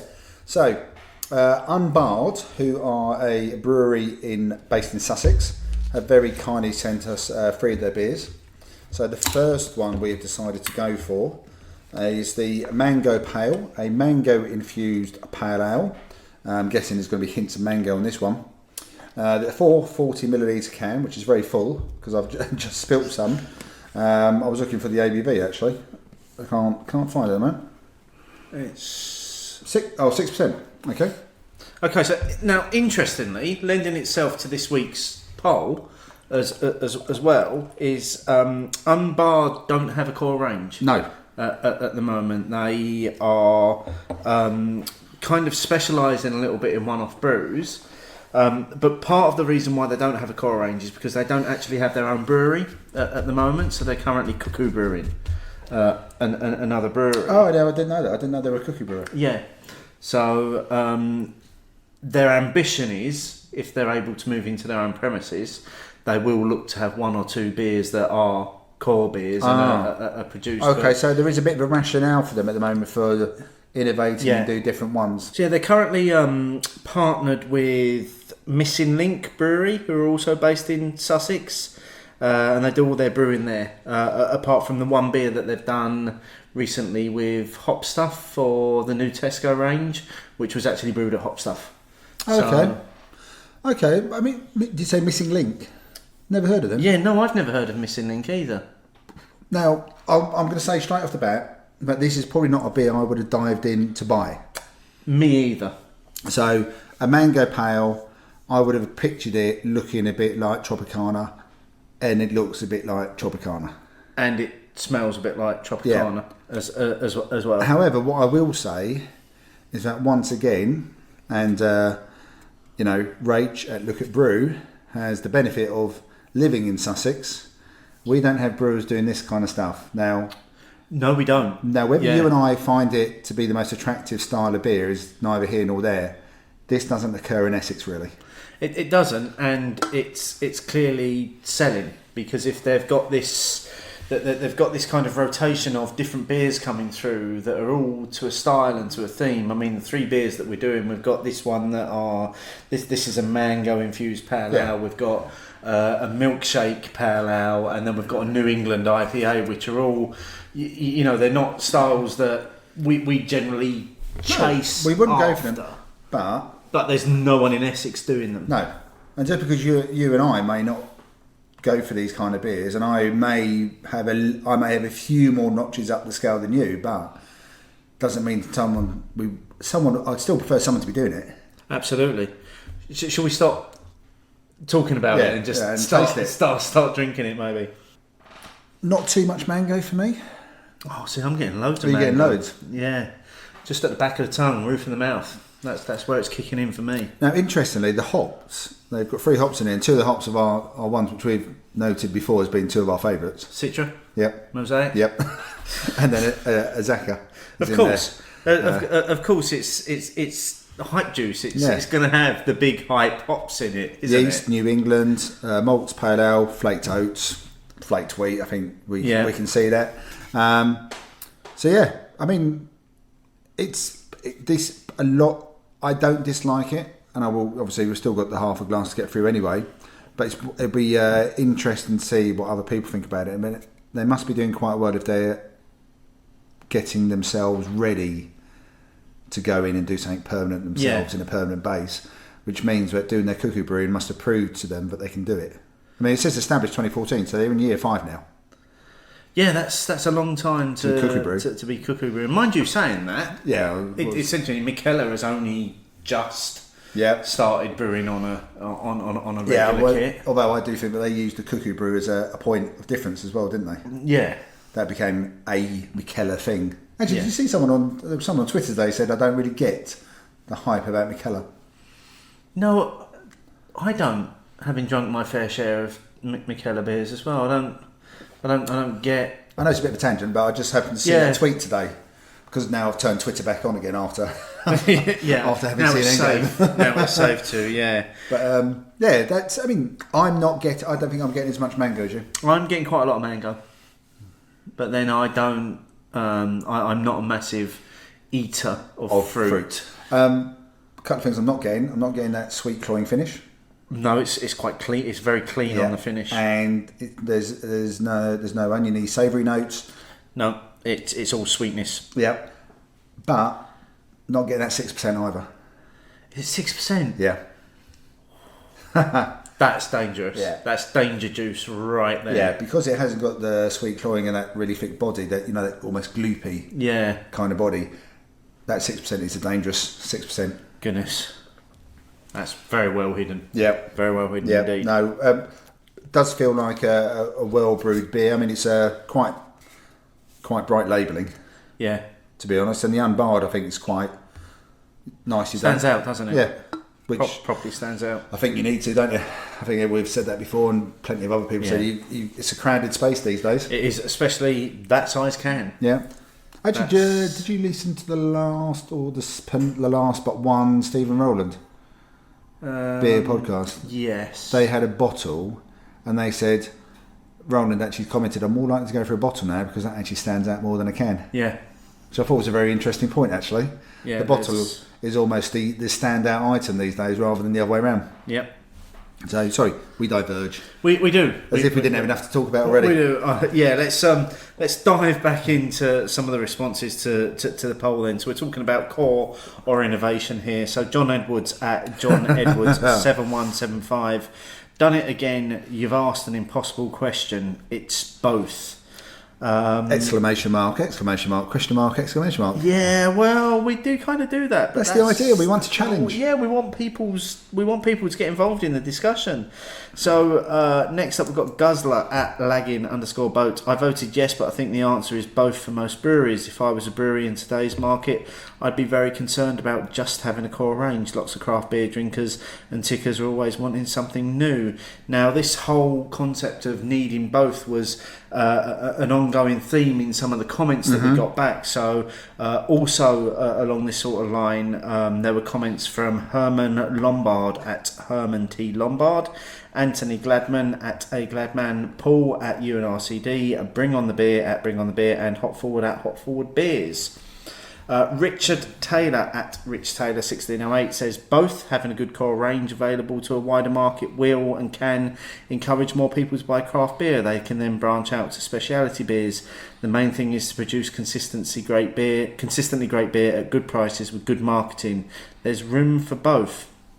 And then finally on the both sort of topic, Lee Houghton at Kingpin 117. I think you need both. A solid core will keep drinkers coming back. Innovation is good, but one bad one, and some people may be put off for good. It's quite a good comment, the last one, because just by the very nature you're doing innovation, there's risk, and that's innovation in any walk of life, whether that be tech, which is obviously a big thing these days with kind of fintechs and startups, but also breweries. If you haven't nailed a particular style and then you bring out something and people just don't get it or they don't like it, it may be hard for people to come back in again. Yeah. So you're definitely taking a risk when you do innovation. I think especially as a startup as well, startup brewery, startup anything, you've got to be fairly confident in your ability to nail that. Well, you've got to be confident in your skills as a brewer. Yes. You know, are you competent? Can you Yeah. brew? And if that batch is bad, get rid of it. Yeah, but we don't always see that, do we? We do see some of those bad batches make their way through to the point of sale, and that's where criticism happens and people then lose faith in a brewery. Yeah, and it doesn't take long. You can spend a long time building up. It's like anything. People write a lot more on TripAdvisor when they're annoyed. Oh, but it's just generally, isn't it? Yeah. But it's just a very easy example, isn't it? Yeah. The longer ones tend to be I was really annoyed stuff, whereas the ones where you can just go quality of service 4 out of 5, location 5 out of 5, all that kind of stuff. You then don't say much. You might say great service as always. But if you're annoyed, tap. Keyboard warrior. That's it. Yeah. So on the quality issue, James at ironpeer_James, quality is key whether you concentrate on core or the every shiny and new. A lot of the industry has got away with putting out a lot of substandard products over the last 10 years or so. The ones who are seeing success are those who maintain great quality standards. Okay, that ties in quite nicely with what I was just saying. Yeah, and that was also a similar comment from Peter K at Peter K153. Peter K follows us. I never knew. Who knew? Who knew? So Sophie at So Beer Blogger, I think it's important to have a great core range, as breweries should be offering really good and consistent go-to beers which identify their brand. If a brewery only does limited edition and innovative beers, then there's a danger that they will not be that memorable. I think the bit about which identify their brand is quite interesting. That's quite an interesting take on the question, because I hadn't even thought about linking it into your brand and stuff, but that's actually quite a good point, because I suppose the core beers from the breweries that I really like, the brand and the core beer and the brewery all sort of linked together, I suppose. Yeah. Jaipur, Thornbridge, Ghost Ship Adnams, that kind of stuff. Yeah. Well, let's be honest, Magic Rock were never going to succeed just by releasing Unhuman Cannibal. No. Were they? No. So they needed a range of beers around that to demonstrate who they were, to enable them to be able to do that one-off. Not to just demonstrate who they were, but demonstrate how good they were. Yeah. And how good they are still. So then we had from Pub Cask at Pub Cask. A quality core range will surely create a strong consumer reputation over time. Offering a consistently good product offers the drinker reliability and assurance. For me, the breweries who produce a core range which is complemented by innovative specials are most appealing. Yeah, I mean, I think we'll save our comments till the end because there's a lot of good stuff to get through here. Absolutely, yeah. Then we have, and this one is from Machinistas actually, whose t-shirt I'm wearing tonight. Yeah, and whose beers we enjoyed recently on the show as well. I agree. I co-run a small brewery, One Barrel. Okay, that definitely qualifies as a small brewery. Yeah, where's our guide? Hang on, one barrel that's 284 pints. They run a 284 pint brewery. That's time. Thank you very much again, Sean, for our little idiot's guide at the top of our. How many notes mentions has Sean got tonight? And we have a small core range. We think it's really important that people can recommend beers to friends. Love that comment. Yeah. If we only brew one-offs, then that's impossible. Plus, there's an art to brewing the same recipe consistently. Oh, that's such an important point. Yeah. Now, I listened to we both listened to the Beers Without Frontiers. Very good interview they did with the guys from Machinistas. And I think they sort of alluded to this as well. Because I think they do the one-offs, don't they? But they do try to do the core range. Yeah.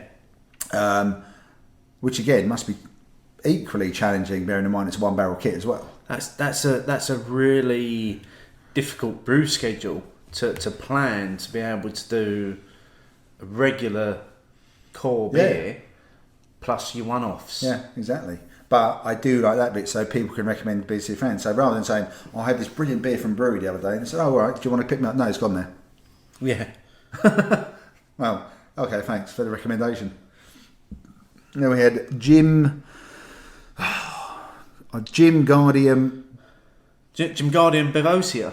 Thank you. That's got to be a play on a Harry Potter spell. Oh yeah, very good. Well done, Jim_Rangley.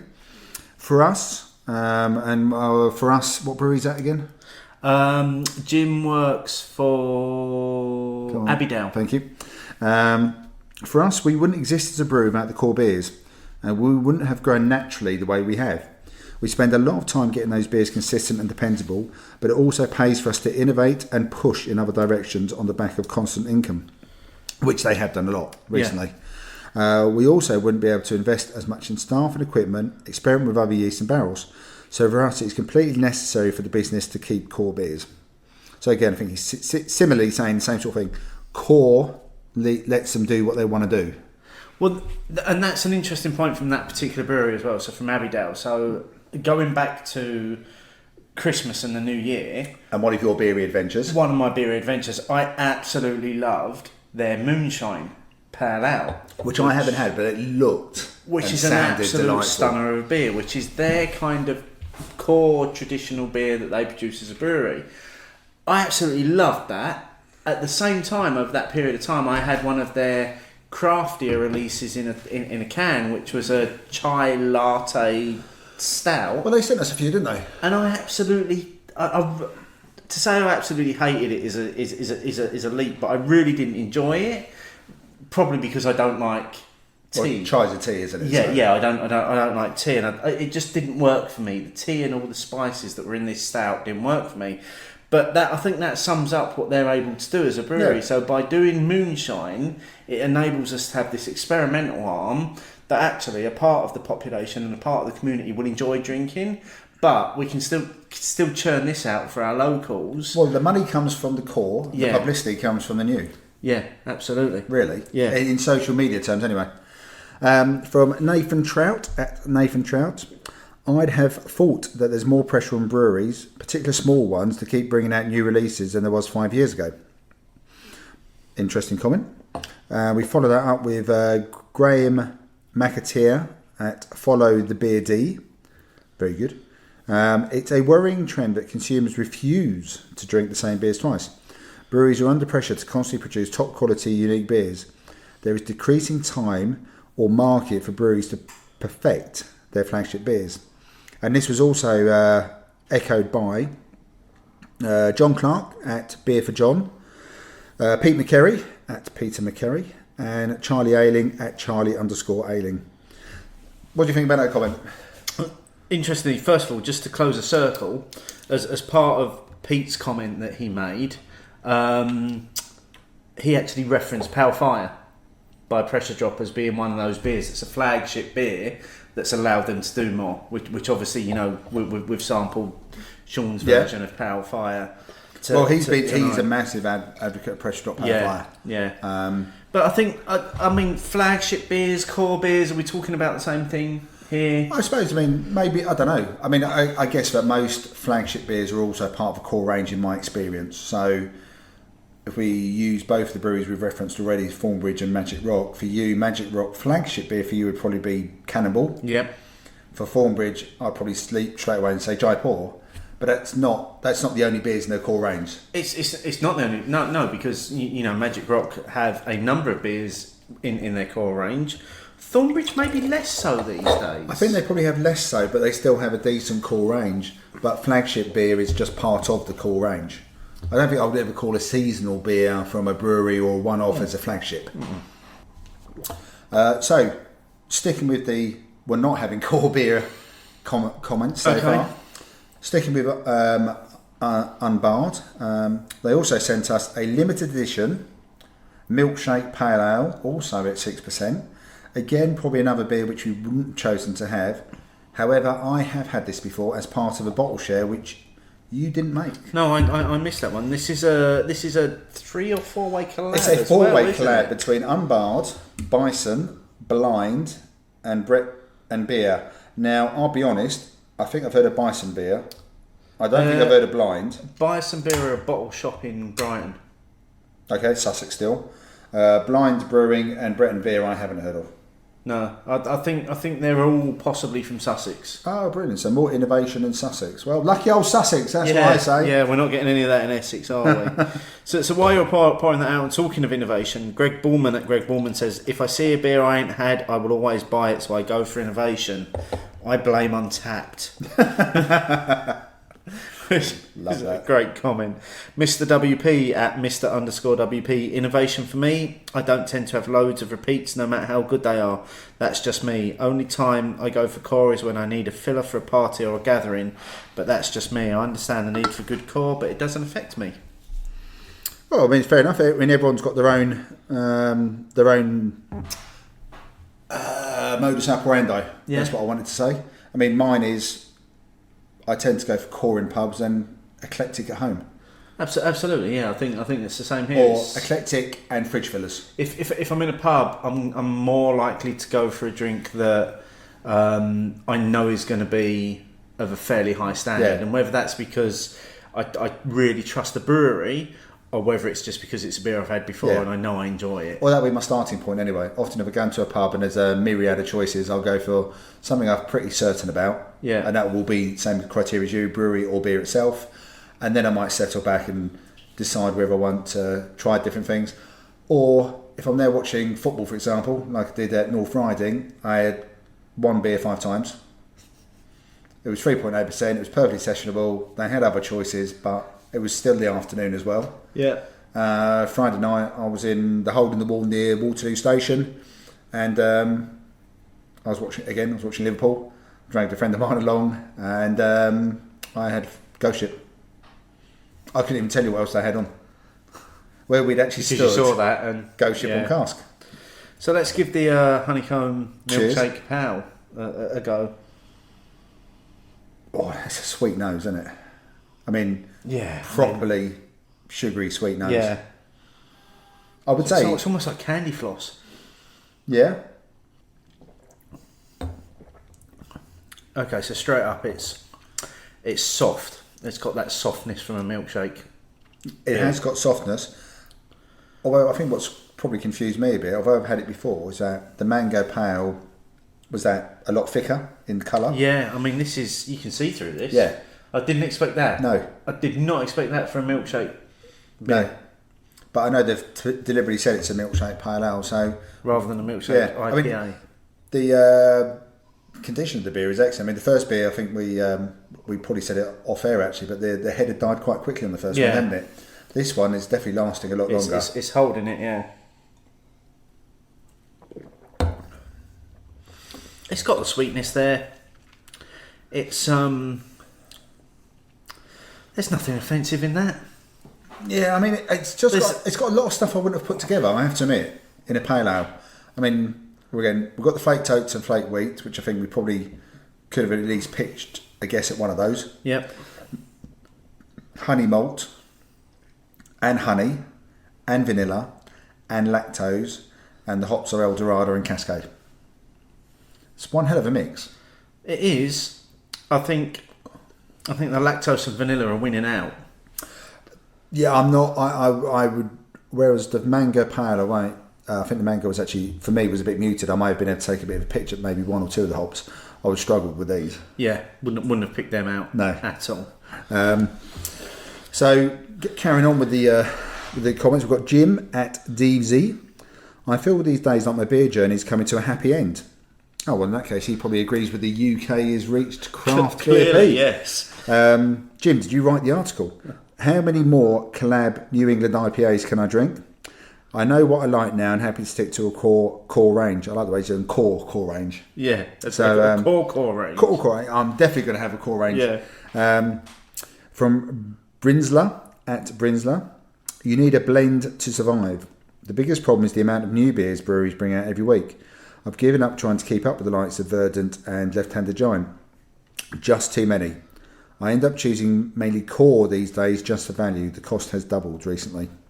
And that's a good point, actually. I mean, new releases are getting quite expensive. Yeah, I mean, if you're of that sort of addictive nature where you need to keep up with it. Yeah, so effective FOMO. Yeah. To coin a phrase. Oh, without a doubt, yeah. Chasing the latest hype juice. Yeah. There are literally... Oh my God, if you were doing... upwards of 5 or 6 releases a week. Oh, easily. I mean, you could probably throw Daya in there as well if you're talking about the hype juice as well. Mosaic Mike, beer evangelist at Mike's Taproom. I've always been an advocate of a solid core range. Innovation is fantastic, but a great core demonstrates consistent quality. Not the first time that's been mentioned. Also, with traditional British beer style seemingly the theme for this year, those with a great core already have a head start on the innovators. Which is an interesting comment. I've not seen the traditional British beers being a trend that's emerging. Not one that I've noticed. No. And Rhythm and Brews definitely didn't have traditional British styles as one of their trends they didn't. Of the year. No, and we are going to be in a future show. We're going to be checking up on Rhythm and Brews to see how their trends are going. To see how they are going. Yeah, yeah. And you're going to stick to the end of the show as well, aren't you? Well, I hope so. Not going to let you go to the loo. No, I'm going to be strapped to a chair. JT at Al_metal. This is who you believe to be my alter ego on Twitter. I genuinely struggle to name more than 20 core craft beers in the UK at the moment. I do like checking out new ones by Track, Wylam and Siren, for example, but I'll always order a Sonoma, Jakehead and Soundwave when I see it. Great comment. Yeah, great comment. I love these breweries do experimental stuff. If they put one of their classics on, I'm going to drink it. Graham C at Graham_C. Innovation is great and it's important, but you only have to look to Belgium to realise that it isn't everything. That is not to say they do not innovate, far from it. I still get excited each time I see Orval on the shelf, and I've been drinking it for many years. And it wasn't just Graham that was advocating Orval. Pete at Hops and Hoops, his response to this poll was simply one word: Orval. Brilliant. Yeah. So 5 letters. Yes. And then finally, and I think this is a great comment, and this is why I wanted to finish with this one as well. So James at Perilous Banana, who definitely wins a handle of the night. The Colonel has never really had a core range, and it hasn't been detrimental to them as far as I can tell. I would argue they do have a core range, even if it's not the exact same beer. Okay, so they've got Pals, they've got India. You'd always be able to get IPAs, they've got India Porters. If they still had their tap room open in the Bermondsey Beer Mile, generally on a Saturday you'd be able to get hold of a pale ale between that 5 and 6% mark. You'd be able to get hold of it India Pale Ale, maybe between the 6.5 to 7.5, and there would definitely be either a brown type of heritage type London beer or a dark like a stout or a porter. So I think we all know the Colonel will not, anyone who uses Untapped and trying to find the exact Colonel beer. What a nightmare! You know, is is not. So the comment is completely and utterly valid. I would just argue that you can usually find the style of beer. So the pale ale, the IPAs, the browns, stouts and porters. Again, like I said, if you were going to their tap room, all of those would be available to take away these days. But I think it's a very good point. I think the Colonel sort of stand alone on a lot of things, though. I think so, yeah. And long may it continue. Oh, I hope so. You know, I wouldn't want that to change. No, definitely not. I mean, I remember an April Fool's thing a few years ago when it came out with someone that mocked up some Colonel cans. Yeah. I was like, no, don't muck around with Colonel. But the thing is, how many times have we been on our way to events or after an event we've gone somewhere and we've walked in and you've seen that brown label and straight away the minute you walk through the door, you know that's what you're going to drink. Yeah, well, I said I went to Scarborough. I was in a brew pub. Yeah. And I love their beers. It's on record of me loving their beers. And I saw Colonel. You're always going to drink it. So I had it. You're always going to go for it. Yeah. And guess what? I was not disappointed. Yeah. Yeah. They are absolutely superb at what they do.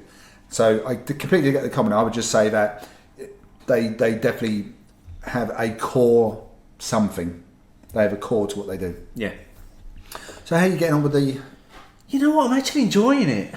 So I think you're enjoying this one more than the first one. I'm definitely enjoying this more than the mango. And I enjoyed the first one more than this. Yeah. I'm liking the soft sweetness in there.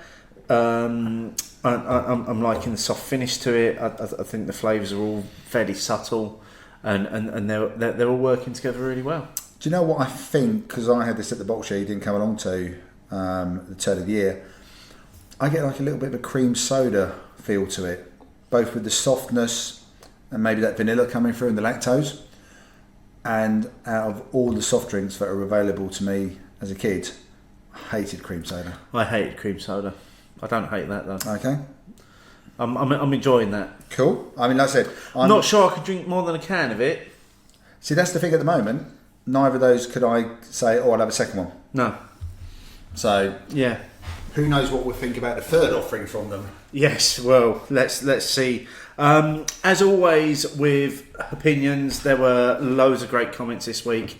There's never time to feature all of the comments, but if you do want to have a read through what people have been saying, there's a link in the show notes to the question. Click on that, and you can see you can see the original poll on Twitter, and you can see all the answers to it. And if you've got something to say about it, still make sure to use the hashtag Opinions, and you may very well find yourself in this next part of the show. Let us know, write it down. Let us know, write it down. Let us know your thoughts and bitter and lingerness. Write it down. So, before you read that one out, obviously thank you to the old lady for the question in the first place, but also if anyone else has any questions like that, then let us know as well. Let us know. Yeah, send them to us on DM, because but, you know, some of the questions we get from you guys as listeners are fantastic, and they're not ones we're going to always think of, and we're more than happy to use them. More than happy to use them. We'd love more sort of poll questions from our listeners. Yeah, definitely. So that was just a shout out to the old lady. But if you've got any questions, burning questions you've had at the back of your mind for years, let us know. If it's a goodie, it'll get used. It'll get used, and people will comment, and then there'll be more comments on your comments, which is how it brings us full circle. I will tag you in, and you will see it all. You will see everything, yeah. So, first up, Will Watkins at Dry Your Beers. Interest in Beavertown versus Magic Rock poll. Do you think Beavertown have changed these attitudes? In my honest opinion, they're the best example of a brewery that even casual drinkers have known before and after buyout. These drinkers will have seen consistency and quality maintained. Interesting point. I personally haven't, in the beers that I have had, which are Beavertown beers, I haven't pinpointed anything. No, I haven't. I've just been enjoying them. So, Neck Oil has appeared in a few more places that I frequent in the city. I still pick up their cans. I haven't noticed any dip. Magic Rock, too early to say. It's far too early for Magic Rock. I can't imagine, especially with Richard Burhouse being committed to being part of the setup in some shape or form for the next 4 years still. Yeah, I can't imagine they're gonna. But is part of that I think part of the question what Will was asking there is The consistency. no, it's not even about the beer. It's about the buyouts. It's it's that are people becoming less and less desensitized, which is what we said before about with each one. The more it happens, the less the reaction is. I think the more it happens, but also the ones that who it happens to. I mean, Beavertown had that massive outcry because they were, and a bit like Camden beforehand, because people had bought into them both as an ethos and with money in the terms of Camden, because Camden had done their crowdfunding. 4Pure, I don't think ever did a crowdfunding route, did they? No. And 4Pure never screened craft. We're part of craft. We're trying to set anything up craft. Magic Rock, again, I don't think they ever really screened it, but I think people really bought into the whole thing. But they're in Huddersfield, not necessarily. It's definitely not the centre of the universe for a lot of people. They supported the local football team, so I think it's been slightly different buyouts, but I do think that with each one, and there'll be more. Oh yeah, it's not stopping with Magic Rock, is it? And we can include fillers in that as well. Yeah. That it will, people's attitudes, we do get used to things. What was a 15 film 20 years ago is probably a 12A now. Oh, without a doubt, yeah. As an example, we get used to things, and there will be a whole load of people who are not only desensitised about it, simply don't care. Yeah, which we almost fall into that, don't we? We do at times. I can't say, from the few conversations I did hear at Magic Rock, I didn't hear anyone, talking about it and throwing their cans on the floor. It's part of that though, because Logan very publicly went on record the year before at the Beavertown Extravaganza to essentially bemoan big beer. Yeah. Yeah. Part of that backlash was because of that, wasn't it? Yeah, and as a society, we can't wait to take someone down. So if someone's successful and they manage to score a bit of an own goal, which is what Logan did with that, then our human nature is to then pay them back in kind. He was ill-advised to make that the year beforehand. But didn't Lagunitas do something similar? Yes, yeah, their owner. The owner of Lagunitas did something really similar. Same thing, and then it was literally the week after. Yeah, and it was Honeycomb then as well. Yeah. So it's almost like they go searching for people that have nailed their colours to the mast, and then I'm going to offer them such a vast amount of money that they can't. They go, oh fuck it doesn't matter what I said last week. Yeah, I'm taking it. I'm taking the cash anyway. Yeah. While we've had that little tangent, I have opened the third of our beers from Unbarred. Again, I'm pretty certain this is not a beer we would have said, oh, Rich at the Vic, can you pass me the Tropic soda, please? A passion fruit, pineapple, mango puree, New England style beer, which comes in at 5.8%. Right, come on. Let's do it. Okay, cheers. Cheers. It's got that New England nose. Yeah. I'm liking the nose more than the doubt. first two, though. Nice mouthfeel and carbonation. It's not overly thick. No. It's not overly cloying. Not sugary. Doesn't have that sugary finish. There's no quite vegetalness to it. No, it's quite light actually, isn't it? Which those are all the things that really put me off of the juice. Yeah. And I would actually argue that those flavours are actually a bit more muted, perhaps as well. That they are, and maybe it's because they've been blended. Because you've got passion fruit, pineapple, and mango puree. So perhaps because we're blending it a little bit. Yeah. And also, unusual choice of name. Sorry, Tropic soda. So it almost feels like a soda. I saw that, and I would have put money on this having been like a sour of sorts. Oh, really? Yeah, but just by the name. Okay. I mean, so what we got? So let's move away. Let's talk about the stuff which is, well, they've got 4 hops in there: Citra, Azaka, Mosaic, and Simcoe. Passion fruit, lactose, pineapple, mangoes, the adjuncts. So and some it's stuff which you're not surprised to see there, is it? No, absolutely not. Maybe the inclusion of Simcoe in there is quite an interesting one because that's more of an aggressive hop. isn't it, in terms of its flavour? But I suppose you can use that in moderate amounts when you're mixing it with the other 3 hops plus the adjuncts. Yeah. But I've got to say, maybe a little bit of a doffed cap to Unbarred here in terms of giving us 3 cans of juice. Yeah. That I'm not enjoying them. But you're not wanting to throw out the back door. No.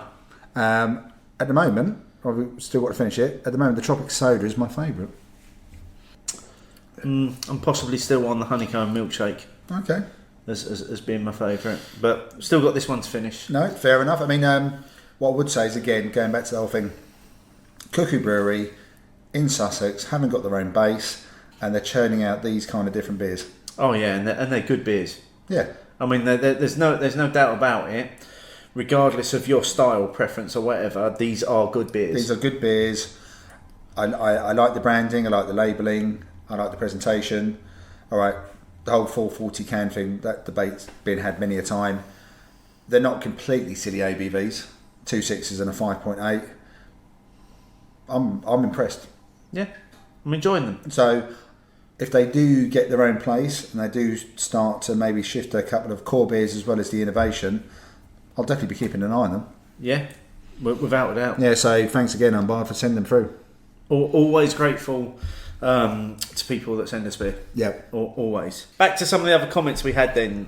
Rich Taylor, at Rich Taylor 1608. Great show, guys. Lots of interesting subject matter. Great tasting notes on the Half Acre beer.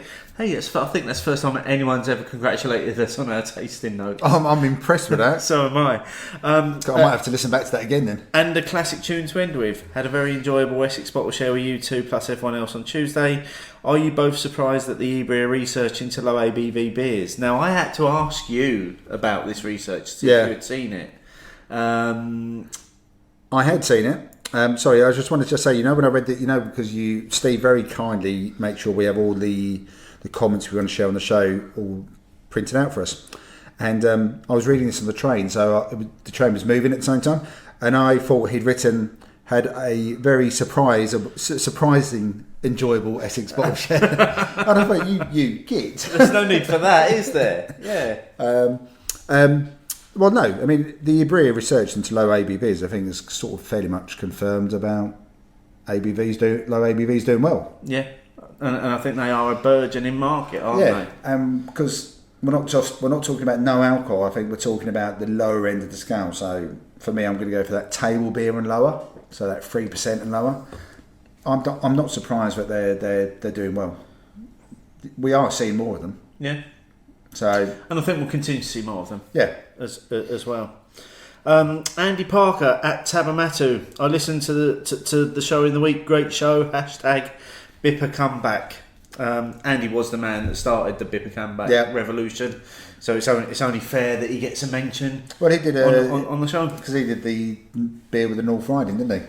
But we did on the Bipper comeback show, which was not a strictly speaking back IPA, but I think we both agreed it was a fantastic beer. Within the realm and a highlight of that show for us. Stephen Clements at Siren Stephen. Cheers, guys. Love the Don't Believe the Hype episode, especially. You'll definitely have a new regular listener in me. That's always great to hear that we've got new people coming to us. Made the journey a lot shorter. I'll need to sort you lads out with some Siren beers. Got a cracking West Coast IPA. I'd love to know what you think.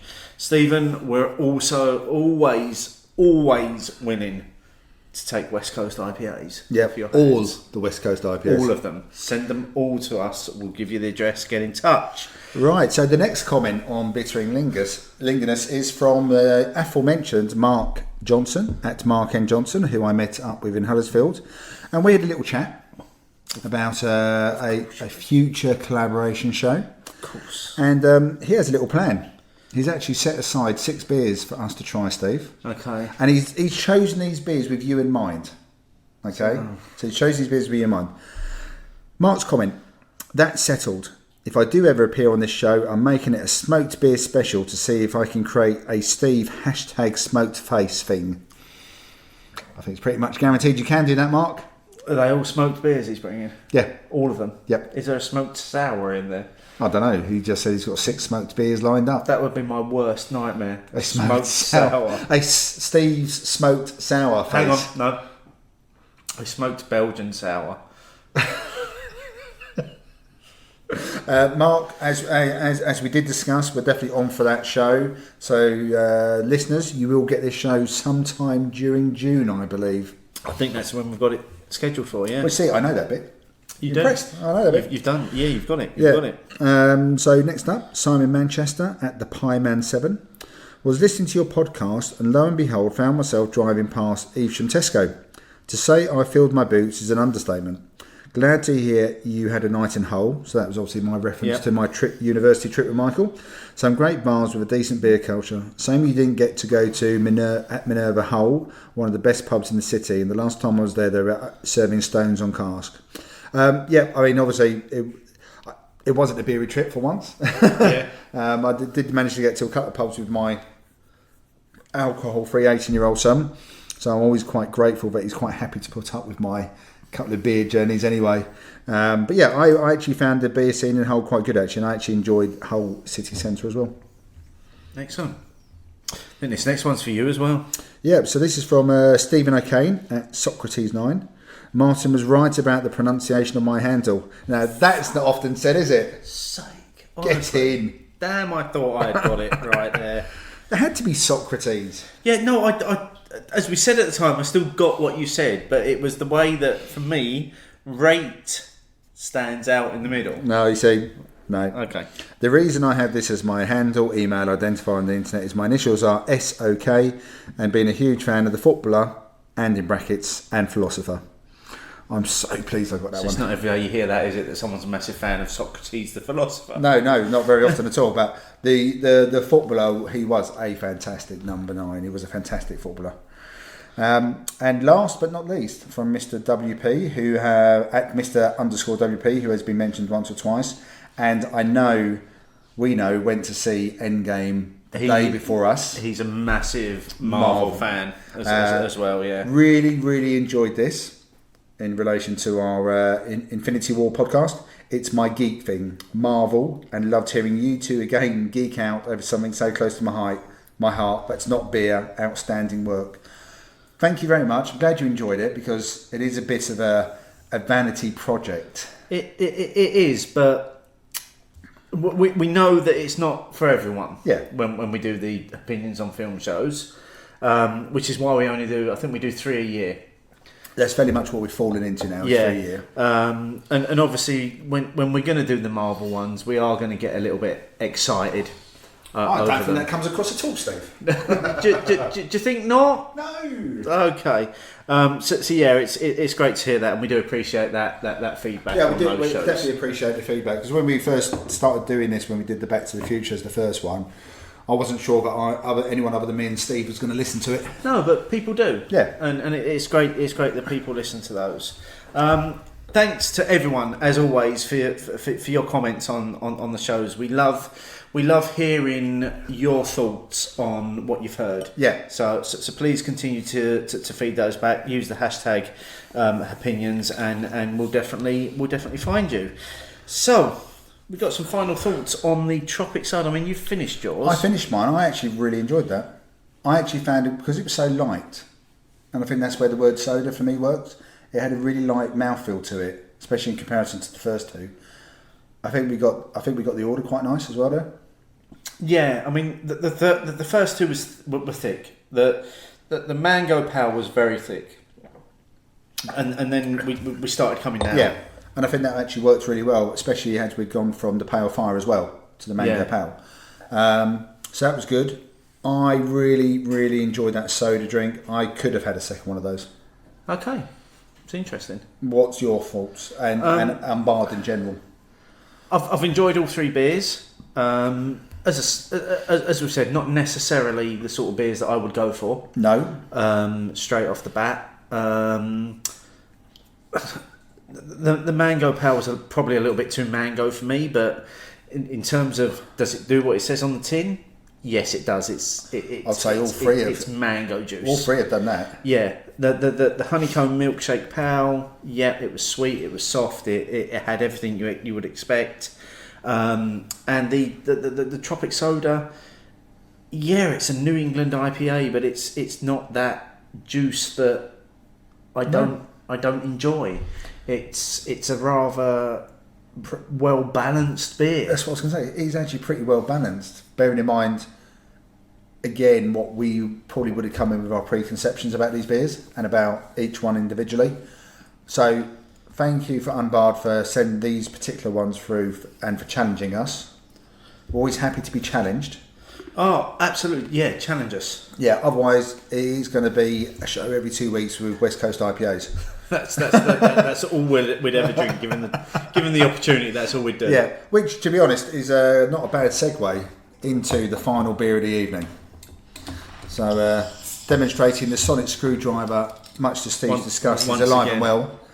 I have got the Lagunitas, the Waldos Special Ale. So this is an 11% Yeah. IPA Now, from Lagunitas. interestingly, Steve, we've featured this on the show before. We have, which we didn't know.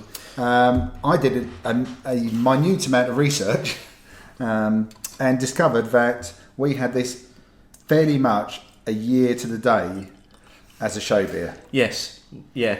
So we had what would have been classed, I suppose, on Untapped as the 2018 version. Yeah, I'm not sure this is on there as an annual release, even though the label says it's 2019. Last year's did say in brackets 2018, and we had it. So we tried it at the Piccadilly Tap a week beforehand when we did our Manchester weekend with the Beer Snobs. Yeah. And we then had it as a bottle on the show. So, before we get into questions, let's enjoy this. Cheers. I mean, that's almost the definition of dank. Yeah. Isn't it? That nose. And that follows through as well. That is thicker than any of those 3 previous beers that we've had. Well, I think it's thicker on the way it feels rather than the way it looks. Because it's a clear beer. That is big. Yeah. You can feel that beer. Yeah. So whereas I would argue that all 3 of the Unbarred beers drank lower than they looked. Oh, this doesn't. You know this is a big beer. So we've got a couple of questions as well, Steve. Questions fill my head. And one is from Sean O'Reilly at Uncruliar, who very kindly gave us the homebrews earlier, and is going through the back catalogue of the Beer O'Clock Show. This is where I've given him his new title of our official biographer. Yeah, he's got multiple titles at the moment. He's like the show homebrewer, statistician, and biographer now. Yeah. Multiple titles. So, his question. The early years, episode 48. The longest I've ever aged a barley wine is a couple of months. What is the longest you've ever aged a beer? What is the oldest beer in your stash now? So I'm going to hand this over to you first of all, because it's your, obviously, episode 48, you obviously doing the whole barley wine thing. We must have done a barley wine at that point, which I'm guessing episode 48 was probably Tally Ho. It's probably because that's classed as a barley wine, isn't it? So I've got 3 currently residing in my cellar that would tick this particular box. So first up, I've got a bottle of Buxton's Tsar Bomber, the first generation of that, which is their big imperial stout. How old's that one then? Well, this one it was bottled in September 2012. Oh. So it was bottled in the year that I was 40. So I'm kind of thinking I'm going to age that until I'm 50. So I'm going to give that 10 years. Cool. I bought it a couple of years after. So that's maybe it's not necessarily been in my cellar for that long. Okay, so it's a 2012 bottle, so you've been aging it for 5 years. Yeah. Buxton for the first couple of years. Yeah. Along similar sort of lines, there is a bottle of Fuller's Vintage Ale from 2012, but that was donated to us by a listener, David Della, and that's going towards Show 100, which will feature an entire range of Fuller's vintage beers. But the one that I've been aging the longest in my cellar, again, it's a Fuller's beer, and it's their Imperial Stout, which I think was the first year that they released it. So I think it's from 2013. So it's coming up to this winter. It'll be 6 years old that I would have been aging that one in my cellar. I'm not sure what the oldest one. I mean, I've got quite a decent range of Fuller's beers. Some of it I have had a while, but the bulk of them have been aged by Fuller's on my behalf, so to speak. I think probably the oldest ones I've now got are the Harvestoon, the old Oladoon. Oh yeah. I've got the ones which have been in the 12, 16 and 18-year-old barrels. Yeah. Because I'm quite a big fan of the Highland Park whiskey anyway. So I think they're probably some of the ones that I've been aging personally the longest. But yeah, I've got quite an extensive range. Some of them I'm not deliberately aging. I just haven't got around to them. They're just there. They're just there. I did find a bottle of accidentally aged Suffolk Springer. Oh, what, the Green King? And? Well, I don't know. It's still there. So it went from accidentally aged to being purposely aged. It's kind of now hiding in the back of my cellar. It's at least 18 months past its best before. Right, so what you need is for someone to provide you with a recipe to use that now, don't you? Well, either that or I'm just going to bring it on the show one time for shits and giggles. Oh, to share? Yeah. Oh, cheers. Thank you. Yeah, you can enjoy that. I can share with me. the love as well. Brilliant, thank you. So thank you very much for that, Sean. I hope you are enjoying the trek across the Beer O'Clock Show world. There are some fascinating and highly amusing episodes buried in there as well. Yeah, he's still a long way to go. He has got a long way to go. It's a commitment he's made. Yeah, he has. It really is. And now that he's started, I'm assuming he's going to be a completist as well. You've got to finish it. Yeah. No, he started. Yeah. And the other question we had this week was also from Sean. So Sean's question of the week. What happened to Paul's question of the week? Well, this apparently it's Sean's question of the week now. By coincidence, I was also sorting my stash this afternoon. I thought I had quite a few beers myself until I saw this picture. How big is your stash? #opinions. For the record, mine is 96 bottles and cans, although about 1/3 of that are my own homebrew. What picture was it? I don't know actually. I don't remember what picture it was. Which is... That's the only thing. I mean, I don't know. I haven't got a comparison point. I mean, I've got more than 96 in Dave's beer cupboard. But the only person who knows what's in Dave's beer cupboard is Dave the Bulldog. Okay. Because he pops in there every now and again, has a little inspection, comes back out again. Fair enough. So, no, I've got no idea how many's in there, but it's definitely more than 96. See, I've only got 28 in my cellar because I've been actively drinking them. And you're fairly confident about it because you moved recently as well, aren't you? Yeah. So I've been working through my set of beers, although I do also have the aforementioned range of Fuller's Vintage from 2012 onwards, which will be featuring on a show. Yes. At some point. Yeah. Details are a long way off for that show. Oh, absolutely. Yeah. Long way off for that show. But I've only got 28. Yeah, I mean, it's not a deliberate stashing in places. It's just happens sometimes. I've just got less precious about mine recently. I've just started being, you know what? I'm just going to enjoy it. I'm just going to drink it and enjoy it. Yeah, whereas I actually purposely, when the kitchen got built, purposely created a space for them. Yeah, there are a couple that I am purposely aging. So I've got a bottle of Guinness's Foreign Export Stout. Cool. Gonna leave that. I've still got one of their bottles of 1798. Yeah, well, I've got one of those. I've got one of those, and I think that's going to get better. Somewhere I've got one of those. Because we had I took one to bottle share. Yeah. And we were a little bit. We had one with men behaving badly, and it had much improved. So I'm hoping when I open it again, it's going to be good. Yeah. And the other one that I'm aging is I am purposely aging the Tint Meadow. I've got one of those aging as well. Now, I'm assuming, unlike men behaving badly, you're not aging these beers in the loft. No, they're being aged in the cellar. So a dark cupboard you never go into. Yeah. Basically, the cupboard under the sink. Yeah, but it's essentially. I'm going to venture that's better than the loft. Yes, I imagine so. Very much so. Yeah.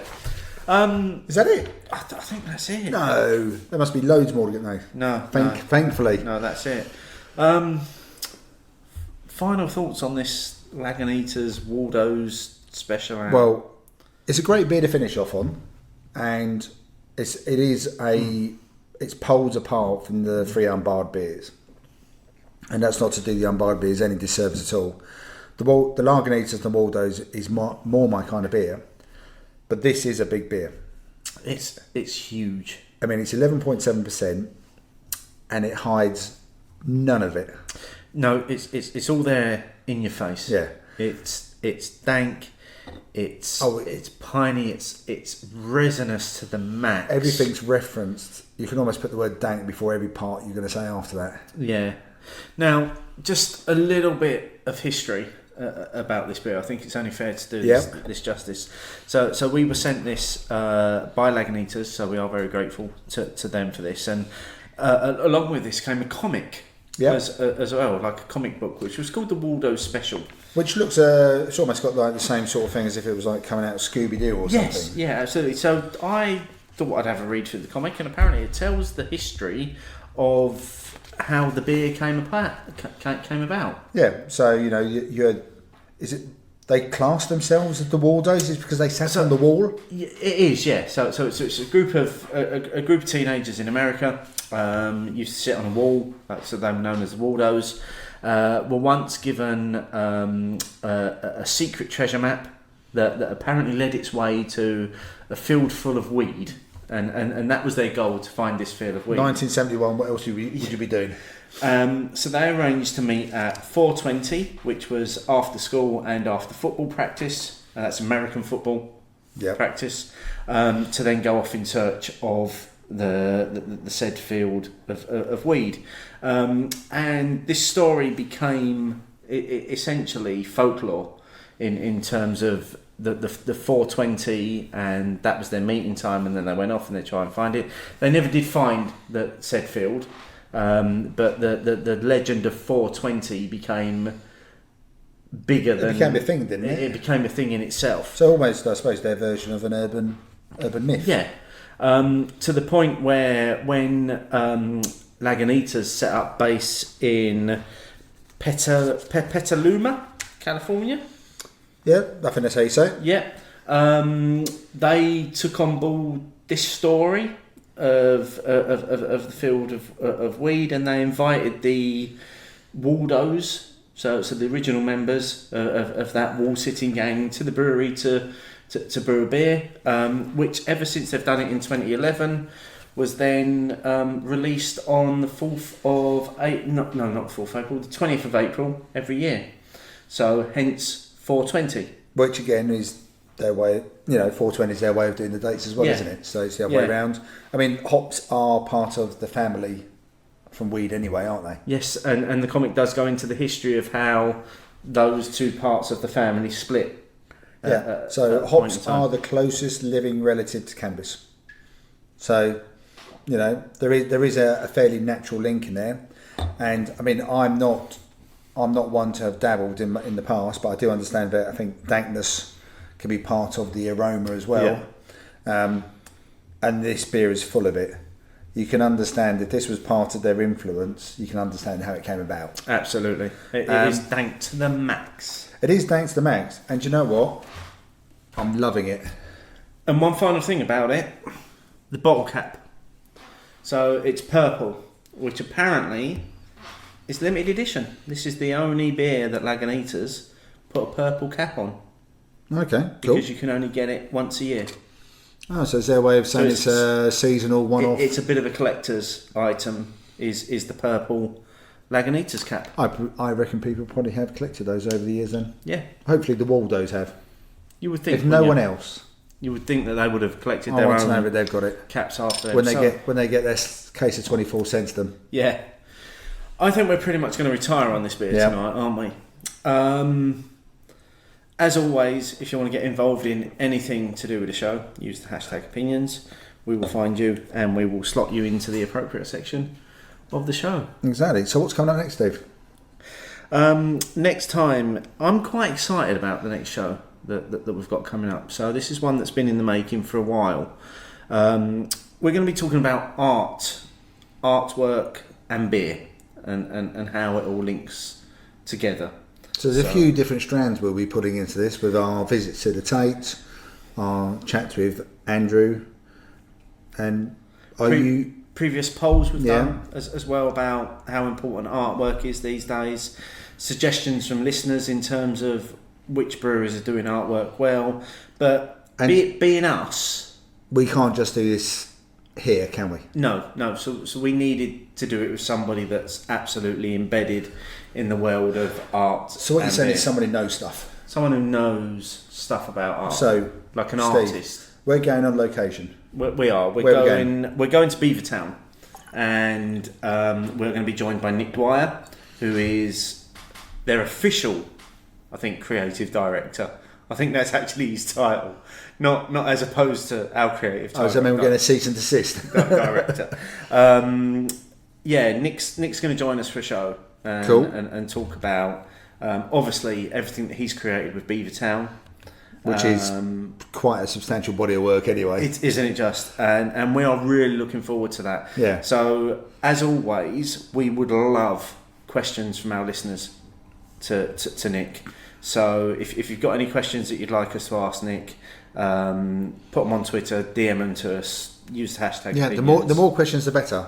We will host it and we'll ask your questions for you. I'm really looking forward to chatting with Nick. It's going to be a good way to spend a Monday night in a couple of weeks, Dave. Absolutely.